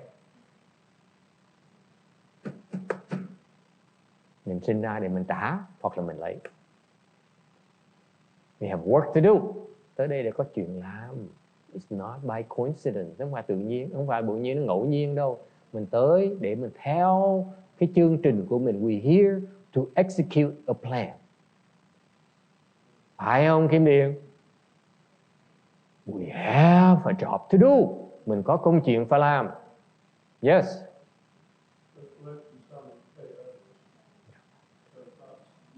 It's a mixture. Sometimes you pay this, sometimes you collect this. So even between the two people, in a balance, even you pay, but actually you also are collecting some as well. Okay, it's not. Nhiều khi mình trả, nhiều khi mình lấy, nhiều khi lấy cả hai luôn, làm cả hai luôn nữa. Okay. Any questions? Does it answer your question, ma'am, about why you're born? Why you're born the hungry ghost? Does it answer your question? In order to pay or collect. Thì câu hỏi là, hồi nãy cô hỏi là tại sao sinh làm ngạ quỷ? Thì tôi nói để mà trả hoặc là mà lấy. Yeah. Give an example, cho cái ví dụ to help you understand it. Okay. Suppose your husband mistreat you, cho hàng chồng mình ngược đãi mình. Okay. He locks you up. Ông chồng nhốt mình lại. Okay. He doesn't feed you. Không có cho đồ ăn. Okay. He mistreat you, he beat you, đánh đập hành hạ mình. And you hate him. Trả thù. Hận thù dễ sợ. Okay. So you become a ghost in order you have to have the power and the chance to exert revenge. Mình làm con quỷ để mình có cái khả năng, có cái cơ hội để mình tới mình trả thù ổng. Does it ring a bell? That's why men, I advise you, do not mistreat your wives.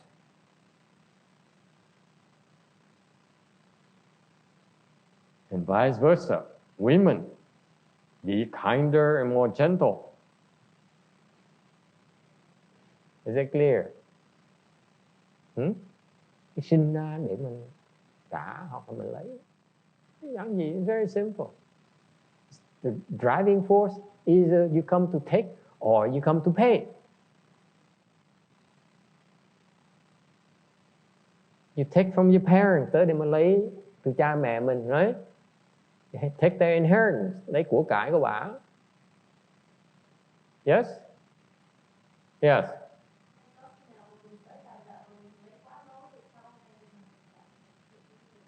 So she said, what if you go in the collect and you take too much? What happens?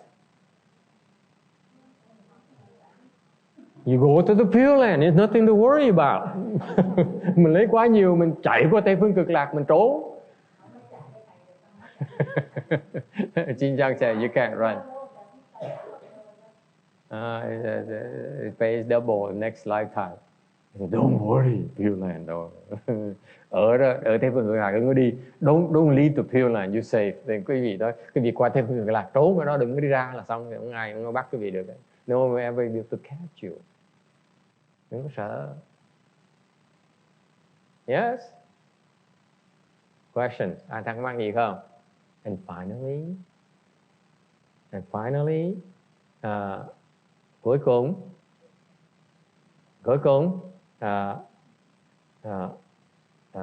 aging and death. Okay?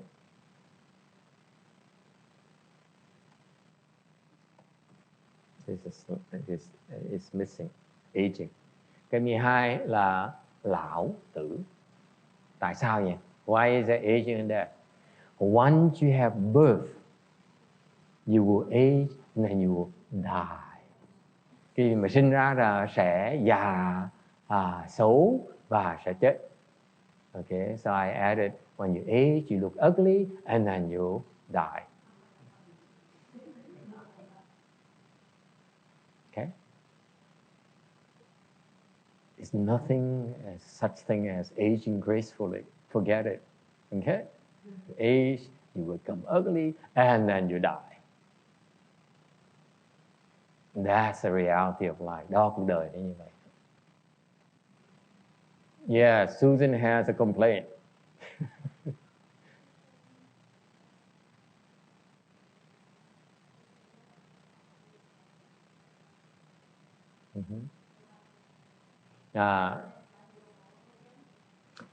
Interesting question. Câu hỏi rất là hay.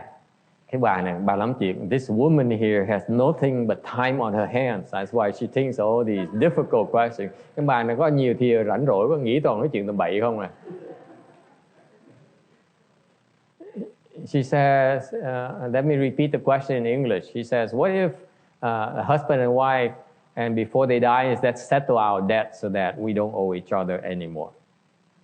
Okay. What happens? Nó kể chuyện, bà nói là bà này rảnh rỗi quá, bà có chuyện làm nghĩ tầm nhiều tầm bậy. Là nói là bây giờ vợ chồng trước khi chết đó, ok, mà nói thôi mình trang trải nợ nần nhau để mình không có nợ nhau nữa. I don't know about women, but for us men, it doesn't work for us. We love our women. Thầy không biết cái phụ nữ sao, đàn ông chúng tôi thì biết đó, tâm lý đàn ông thương vợ chứ sao đấy. Thứ nhất mình sợ vợ, thứ nhì là thương vợ. There's one common trait about all men alike, and Tex is probably the example of that. We are afraid of our wives, then we love our wives. Yes? What do you think? Cái vị nghĩ sao? Is that possible? Mình trả nợ nhau để không gặp nhau nữa. Is it possible we pay each other off and then so that we don't owe each other something? It's possible.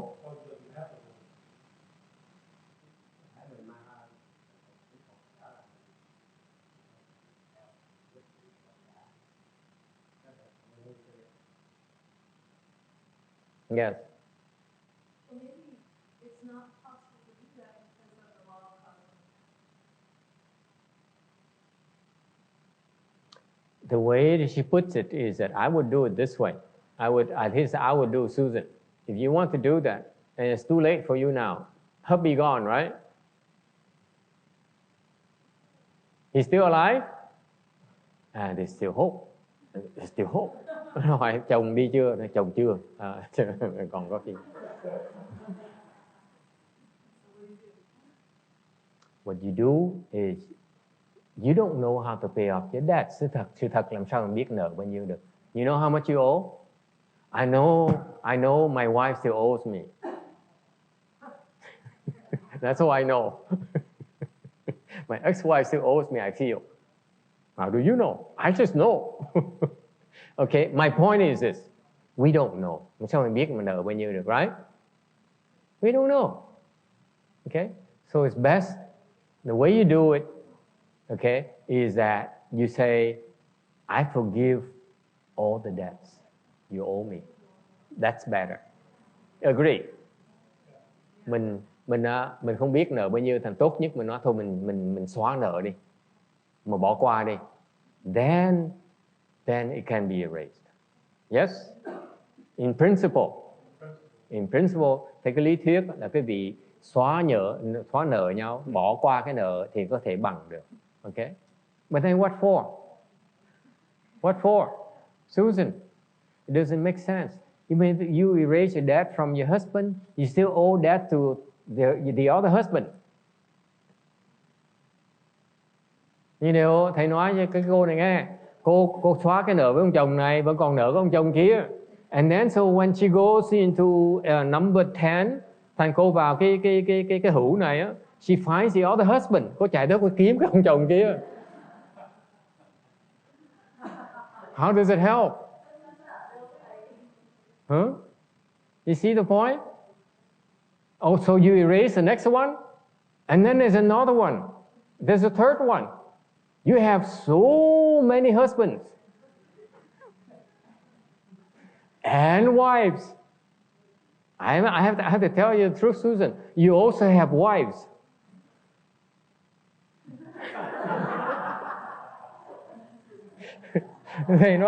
Thầy nói cái gì? Mình xóa ông chồng này xong bữa nào mình về cái hữu á, mình phải kiếm ông chồng thứ nhì, mình trả cho ổng á. Xong cái ông chồng thứ ba kiếm trả cho ổng á. Mà thầy nói thật cho quý vị nghe, cô Cảnh nghe, không phải là con có chồng không, chồng thứ ba không, còn có vợ thứ tư nữa. You have a fourth wife as well. Trả hoài à. Tại mình hờ, mình khóc. You see, we all everywhere. It's like sailors. Remember the sailor? It's beautiful.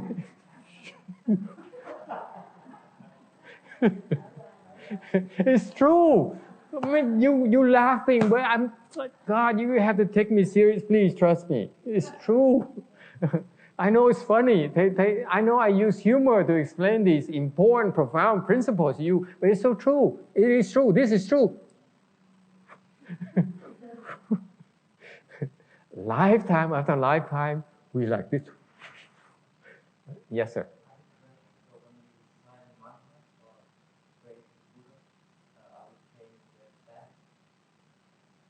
Yeah. You pay faster. Yes, of course. You pay more. Yes. So how do you get out? Làm sao thoát bây giờ? Either you go to Pureland. Okay, thứ nhất là tới vãng sanh. Because it's endless. Cái vị biết không? Như cô Kim Điền á, vì cô này, cô nói ngày hôm nay cái kiếp này tôi là không có chồng, tôi không có vợ gì hết. Cũng chồng cũng có mà vợ cũng không có nữa. Để cô biết là kiếp trước cô đầy hết. What she doesn't, Kim Điền is very proud, says, I'm smart this lifetime. I look at you, I feel pity for you. I don't have any husband, I don't have any wives. And so she feels superior. But she doesn't realize in a prior life she has at least 20 wives. Kiếp trước bà nó có 20 bà vợ. Thành bây giờ sợ. That's why she's gun shy now. You understand? There's a reason why they're single nowadays, phải không? Mấy người độc thân mình biết ngay là kiếp trước là có rồi bị nó dày vò, bây giờ sợ không dám nữa. Còn mình vẫn tình cảm chan chứa đầy tràn giữa sống. Okay? So the best way is to get out of the Pureland, go to the Pureland or become enlightened. Thứ nhất là quý vị tránh qua Tây phương cực lạc hoặc là giác ngộ. Two, pay them back. Phật giáo mình là trả nợ. Susan, we pay back our debt. You are a Buddhist. You should pay your debt. Don't run away. Okay? Để nhắc cô Susan đó, mình người Phật tử, mình phải trả nợ, mình đừng có chạy nợ, kỳ quá. Please, you know, you are a rule disciple. Mấy cái người cái dòng hội nhập đó, mình là trả nợ hết. We rule disciples pay our debts. Okay? Yeah. Okay? Okay, that's the end of the lecture. Hết giờ rồi. Let's stand up and do the transference, and then do the rebirth transference. Chúng ta đứng dậy, hồi hướng vãng sanh. Xong rồi kết thúc ngày hôm nay. Thanks for coming.